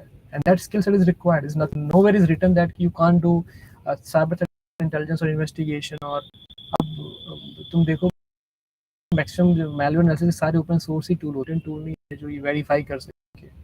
ऐसे एक्सपर्ट्स हैं जो खुद के अपने टूल्स लिखते हैं, but they are much better than the companies tool like जो जो पेड होते हैं. So that is one. सारा काम हो गया. टेक्निकल में एक चीज़ बड़ी इशू होती है, टेक्निकल बंदों की रिपोर्टिंग बड़ी बकवास, मतलब सबकी नहीं, मोस्टली ये होता है कि वो टेक्निकल एक्सपर्ट होते हैं बट राइटिंग स्किल सेट इतना हाई फाई नहीं हो पाता है. सो ये थोड़ा सा एरिया रहता है कि या तो आप अच्छे से एक्सपर्ट ही लिख लो या तो आप कंटेंट पे bold red green font line spacing करो. तो सारी चीज़ें टाइम टू टाइम के बाद आती हैं. CTI में भी reporting is very important for different teams. Forensics में डेटा रिकवरी हो सकता है जब तक डेटा ओवरराइट ना हो सके. SSDs में सेम चैलेंज हो सकते हैं. सेम स्टोरेज की बात कर रहा हूँ. So remember things are there. ये सारे फॉरेंसिक्स पर्सपेक्टिव हैं. डेटा रात में पेशेंस दे रखे हैं, ऑनलाइन आप चेक कर सकते हैं यूट्यूब में, गूगल में, और कुछ वेबसाइट्स पे I have posted certain things, certain footprints, how can you collect more information. Forensic tools हैं ये, ओपन सोर्स भी है, कमर्शियल भी है. So these are the things.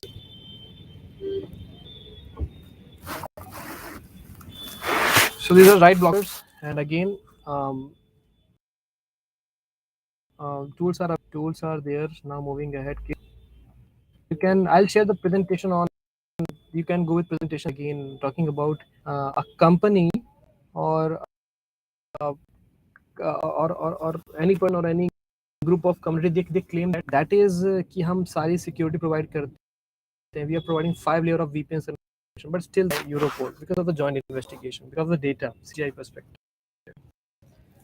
ये बंकर है, जहाँ बंकर चल रहा था, बंकर में कंटेंट होस्टेड था जर्मनी में. when they got, I mean, the leader था, he was 59 year old.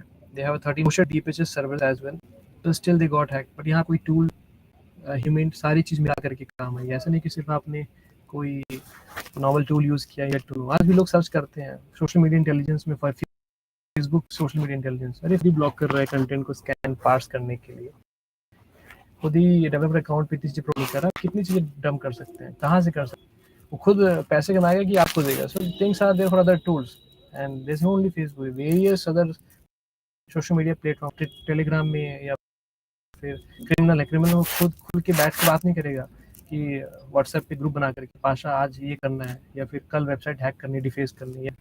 So they have different channel, different thing, groups, shell networks, you never. So this is very important to being your presence on pod servers or chip wire or different things are there. Signals and all, people think signal safe है. ठीक है, safe है, पर signal भी तो कहीं hosted है, वो तो उसका भी डेटा कहीं ना कहीं जा रहा होगा. You never they is planted by some उनके फंड्स हैं किसी एजेंसीज का ही, you never know. So सारी चीज़ें अवेलेबल हैं. इस चीज़ थोड़ा ध्यान दीजिए मतलब फाइंड करने के लिए. Frameworks is various things are, ये सब ऐसे ही हैं. Fundamentals perspective, Google Docs are there and some add-ons are there, some websites are there, they can good information. कौन कितना याद रखेगा. So as much as you can do. Social search, ये सब सारे पुलिस पर्सपेक्टिव है. गवर्नमेंट खुद tools हैं, that is no doubt, but transforms अच्छे हो, but it should be there and should be very good. I mean, you should have your arsenal अपने तरीके. इसमें सेलर कैसे ट्रैक करते हैं, that I have given this information. UP hyphen लिखा हुआ ये सेलर का वो है. सारे टूल है, सारे वेंडर्स हैं, somehow they can help. Forensics, Deep Web, CTI, blockchain. Taking example, CTI, Palantir, Accelerate, Angel, Intrinsic, Sales, Digwin, Digimind, KBCrawl, Variant, Record Future, things. सारे concept same ही है behind that. D is there. It's like D3. So reconnaissance, research, enforcement. I'm telling you, if you invest 50% time on good information gathering, then that is sufficient. It's like a very old code which I'm quoting in every session. Actually, that is, if it has to to take down a tree, so sharp my X6R ऐसा करके Einstein ने कहा था वही हाल है. So this is very important. Now this is done from my side. Actually I have to go somewhere. It's something urgent actually. So this is from my perspective. You have to check from I mean from I'll share the presentation on YouTube as well or blog as well. You can check. The site is there. Cybercrime related incident in India. Wisely your state. Suppose you are from Delhi, working in Karnataka. Choose Karnataka, which is your nearest police station. And this is my website. Sometime writing blogs freely. No AdSense is there. Only the content. And it's crowdsourced content as well. Sometime I got link of my friends, juniors, seniors, or any something. So I'm trying to quote over here. It's like a library for me. Or sometime this also helps to do. So you can go to the website, you can go to the categories option as well, and then this. So resources are follow me, or you can try to ping me or anytime like this. Or you can get more update on LinkedIn or this is. Just from my side, I hope try to cover the importance of CTI, importance of cyber things, how investigation begin, what is important. So this is what in a real manner and literature perspective, you can check with the guest, have a good document, SANS have good document, or you can check with a person who actually working with a company. You can ask him, yeah, तुम CTI professional company में तुम exactly क्या करते हो? Then that is also good resource to understand. Forensics, writing skill set, that is important. So this is from my side, and thank you once again to all the listeners. You can have any query, you can ask me through this handle, through this mail number, WhatsApp, Telegram, wherever. And if you have any critical things to want to share, you can try to share me on Telegram. My handle is same, D3PAQ. Damncon. Thank you all the participants and the speakers as well, friends, juniors, seniors, and thank you once again. Thank you, Deepak sir. This is what we required as of now. I'm damn sure that you have made the concept crystal clear for all of us who were listening. Thank you so much. Thanks so much. Kindly, I'm really thank you once again to all the participants. I'm just reading these their comments as well. Me myself, seeing as a learner, I'm trying to learn myself with my friends, the people who writing. I think most of them I know, and they are connected through me various channel as well. और ये ऐसा domain है कि हमें वाकई अपने आप को अपडेट रखना पड़ेगा. हम जितना ज़्यादा मोडस ऑपरेंडी को समझेंगे, हम जितने ज़्यादा ऑपरेशंस को समझेंगे, उतने हमारे लिए हमारी नॉलेज को हेल्प करेगा फाइंड करने के लिए और डिफरेंट टैक्टिक्स को स्टडी करने के लिए. And last is very very important. You try to check the latest things which is available on Twitter as well on Google, latest things in CTI. Don't try to check anything which is 2-3 year old जो पुराने हो चुके हैं, उसका use भी नहीं है. This is one. And anything related to national security or cyber security India perspective, you no need to hesitate. You can try to contact with me. I'll try to help you connect with the right person in the same concept. So just D3PAK, simple thing, you can write D3PAK LinkedIn, you'll get Hamir and my information. I'll try to help you as well. Thank you all of you. Jai Hind. Thank you once again. Damncon. Thank you for inviting me to this channel. Thank you, sir.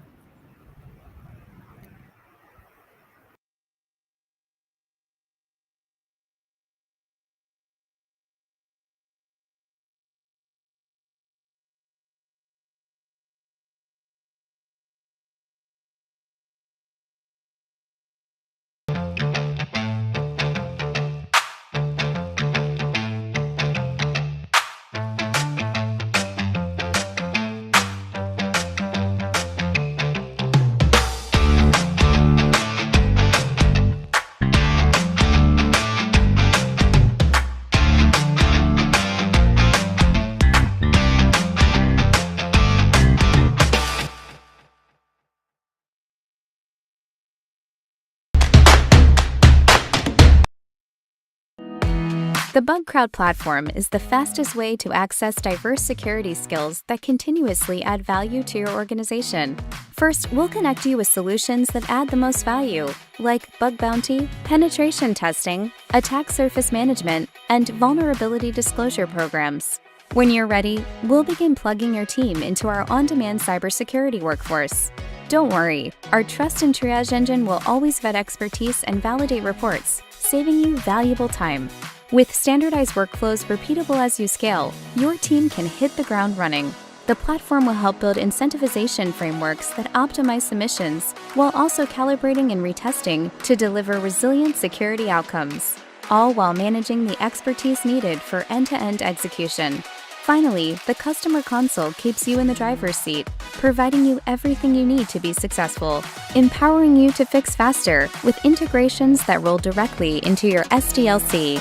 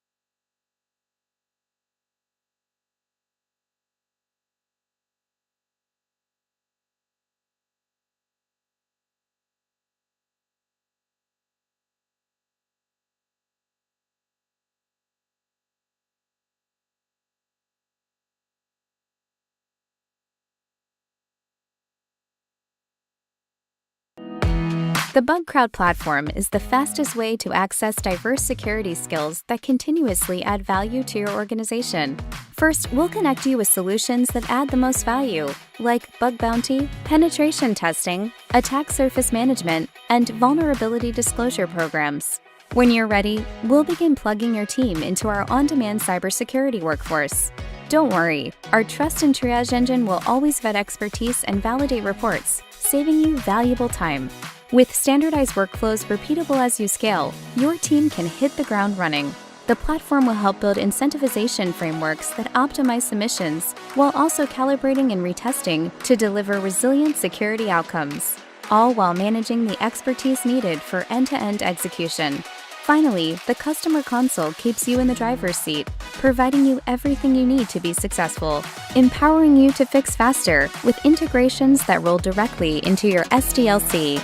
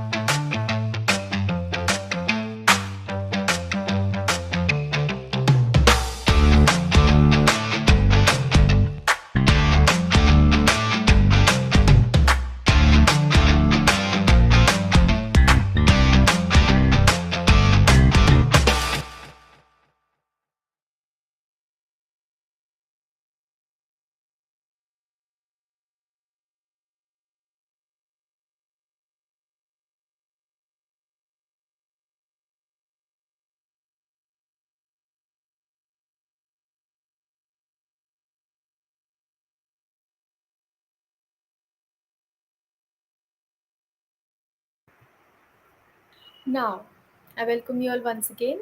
Now, I would like to mention a few details about our next session speaker, which is Mr. Jonathan Scott. He is a mobile pen tester at C Labs, creator of well-known Goliath VPN and Siphon tools, also the founder of Hacktree and Spyware Wiki. Besides being a renowned American phone and cloud hacker, he is also a lead free speech activist for human and women's rights organizations. Words are less to describe him and glorify his intellect.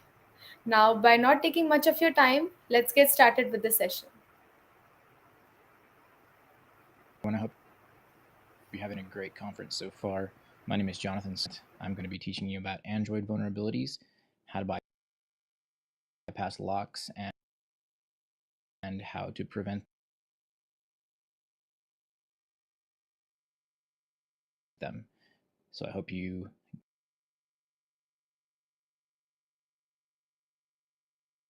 get a lot of information from this, and here we go.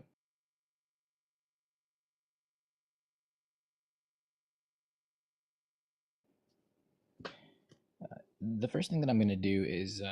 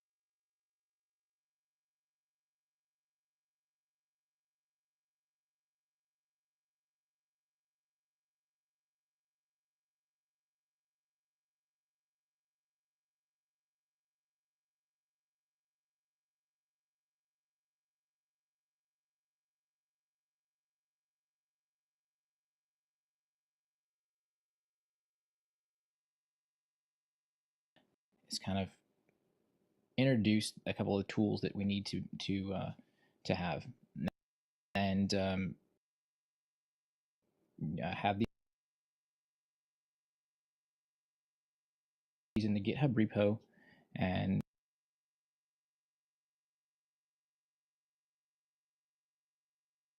I'm going to bring these up so we can see them.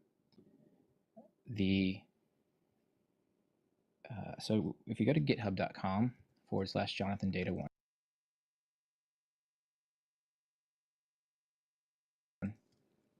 there's going to be a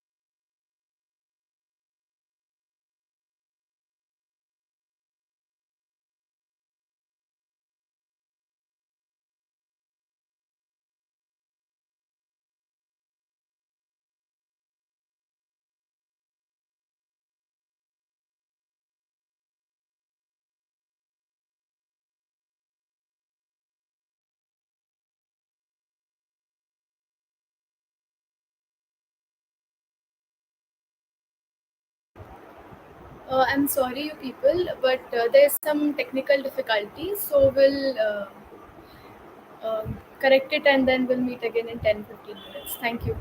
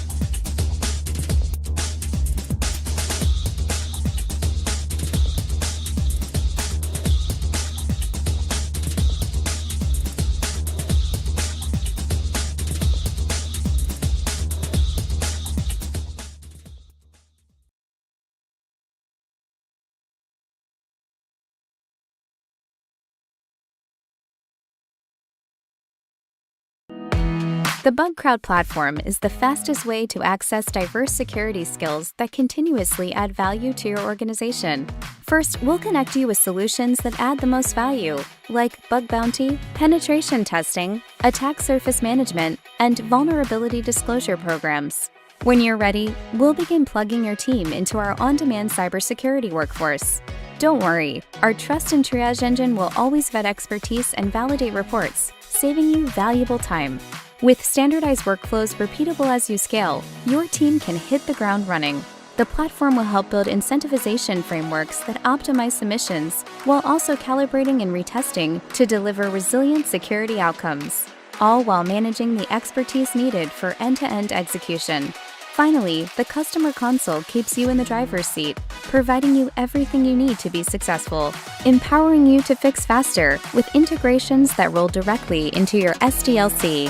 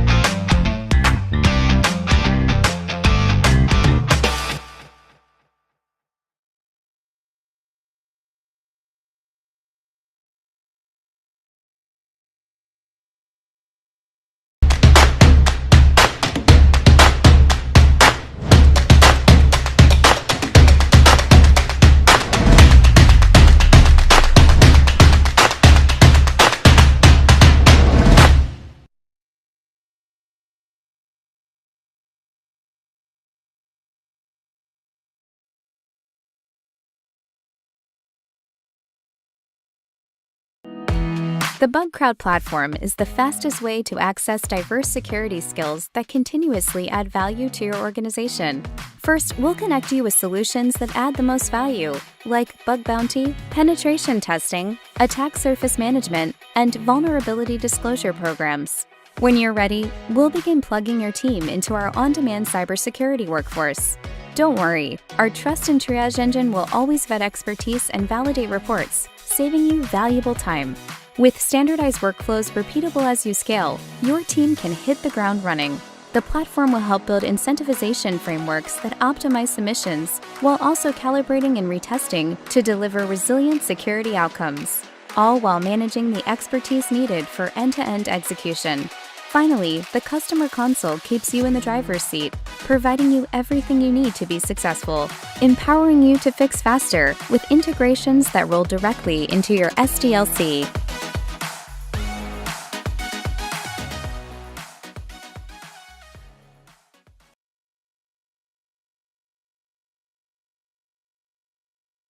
I hope you're having a great conference so far. My name is Jonathan Scott. I'm going to be teaching you about Android vulnerabilities, how to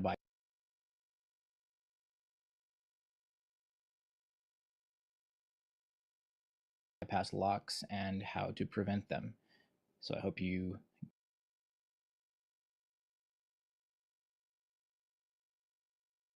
get a lot of information from this, and here we go.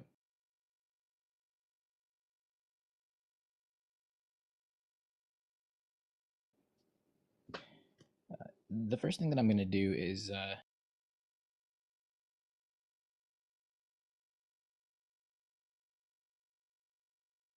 kind of introduce a couple of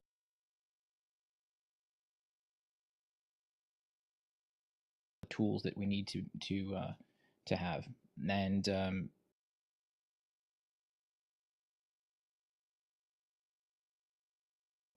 I have these in the GitHub repo, and I'm going to bring these up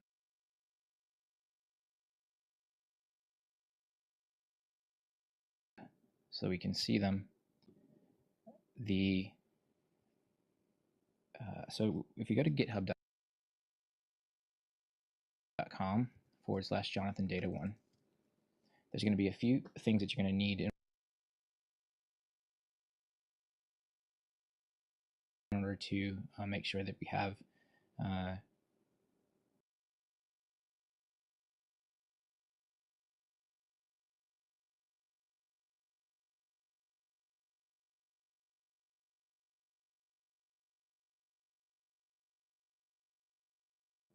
everything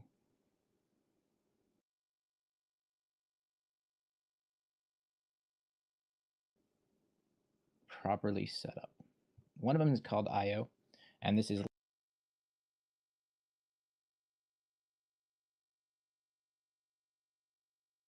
live USB monitoring. So essentially, when we unplug a device and plug it back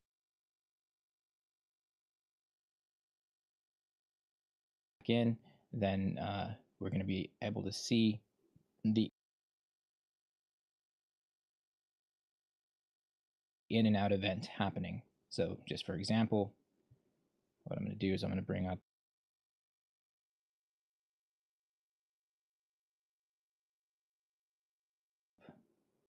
this term, and so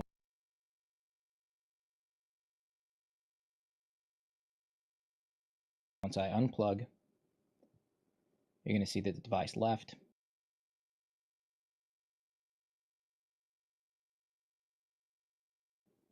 And when I plug back in, you're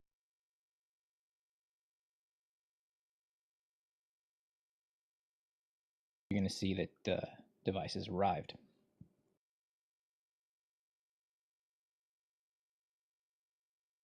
Now, this is super important so that we can understand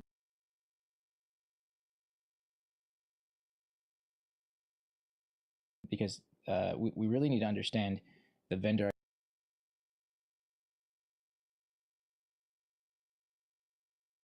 ID and the product ID of the device that we're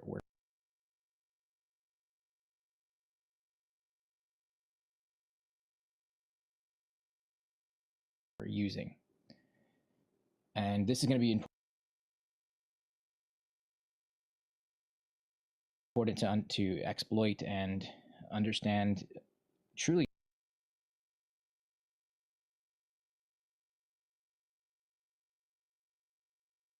the low level information that's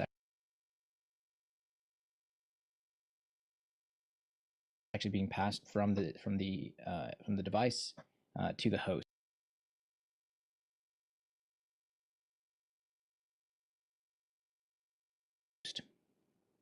So there's a couple another tool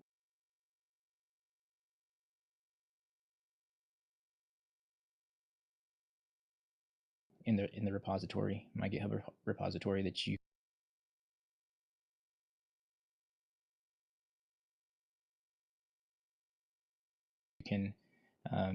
can use that is going to be super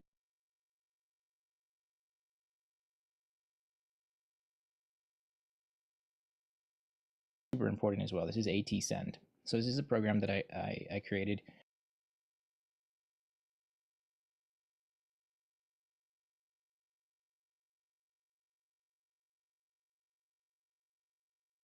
that's going to allow you to actually send AT modem commands.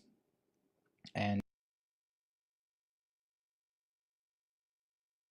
you'll see a kind of a little example on how to run it. You can use this on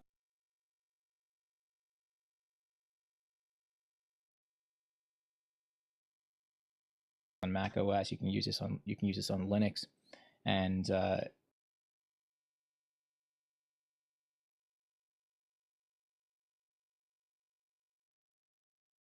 unfortunately for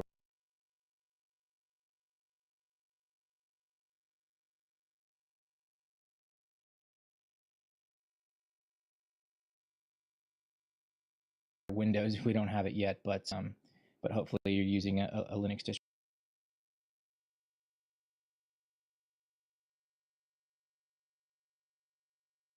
distribution or a Mac in order to perform these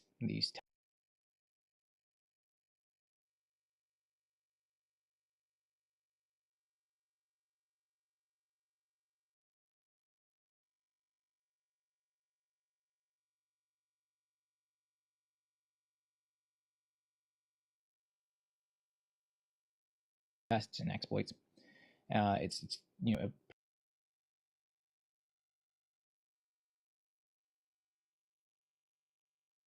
pretty simple install, and we'll make sure that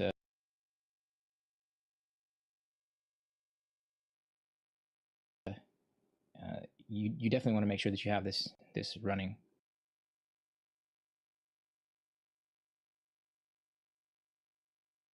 While we're doing this demonstration.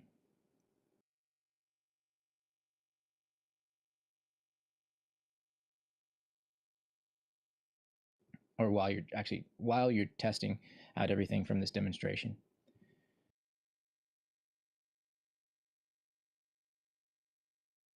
All right, and so running AtSend.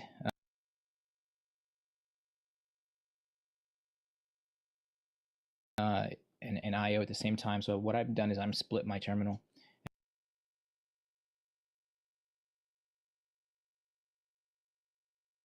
And so what I'm going to do is I'm actually going to split my video so we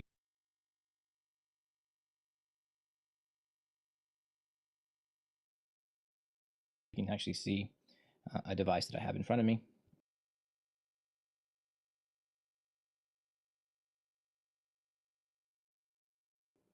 I like to kind of start old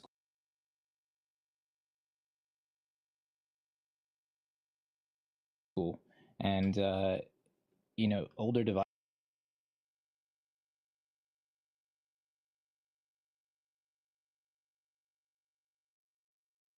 devices in order to share that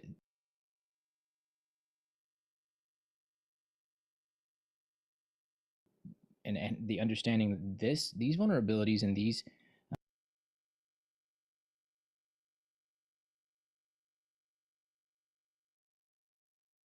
these backdoors have been living inside of our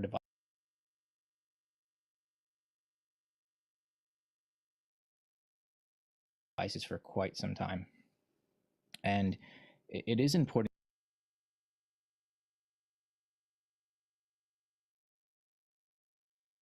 for us to understand that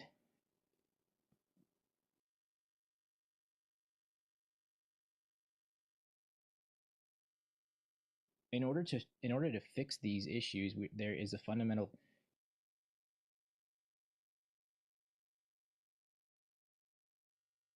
change in the way that our chipsets are actually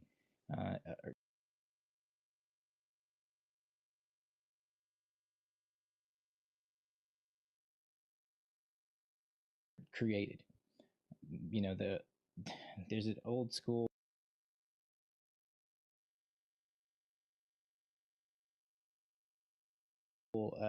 it's an old school AT commands built into every single one of our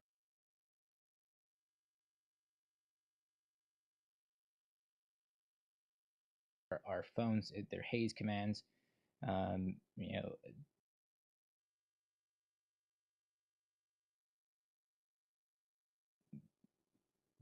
modem commands, really.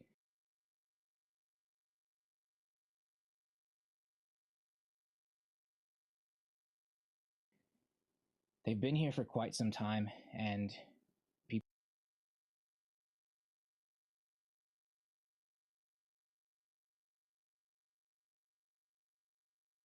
have been exploiting devices for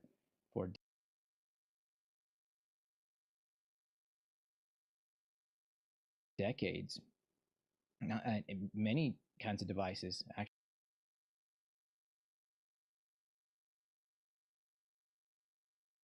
actually. So if we can understand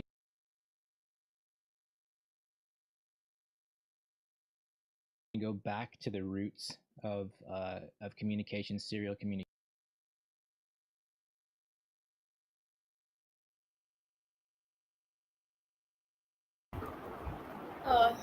We're really sorry for the inconvenience caused, but due to some technical issues, we'll upload this session in the YouTube channel. You can watch directly from there. We're really sorry for the inconvenience.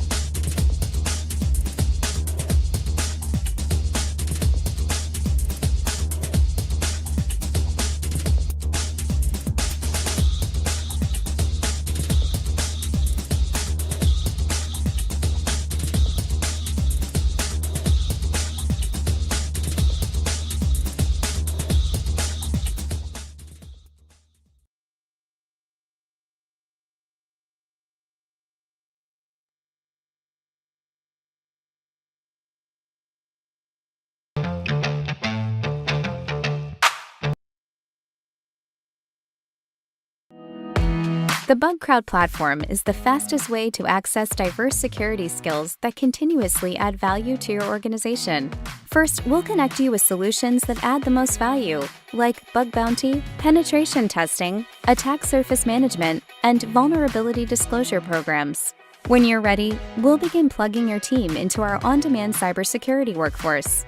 Don't worry, our trust and triage engine will always vet expertise and validate reports, saving you valuable time. With standardized workflows repeatable as you scale, your team can hit the ground running. The platform will help build incentivization frameworks that optimize submissions while also calibrating and retesting to deliver resilient security outcomes, all while managing the expertise needed for end-to-end execution. Finally, the customer console keeps you in the driver's seat, providing you everything you need to be successful, empowering you to fix faster with integrations that roll directly into your SDLC.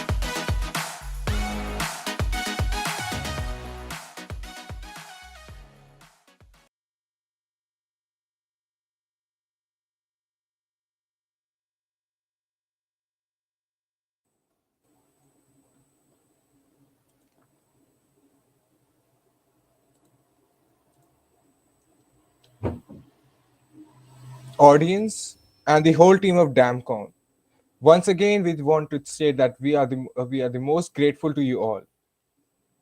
We thank you for being with us this evening. It's been a great pleasure. Thank you very much for joining with us.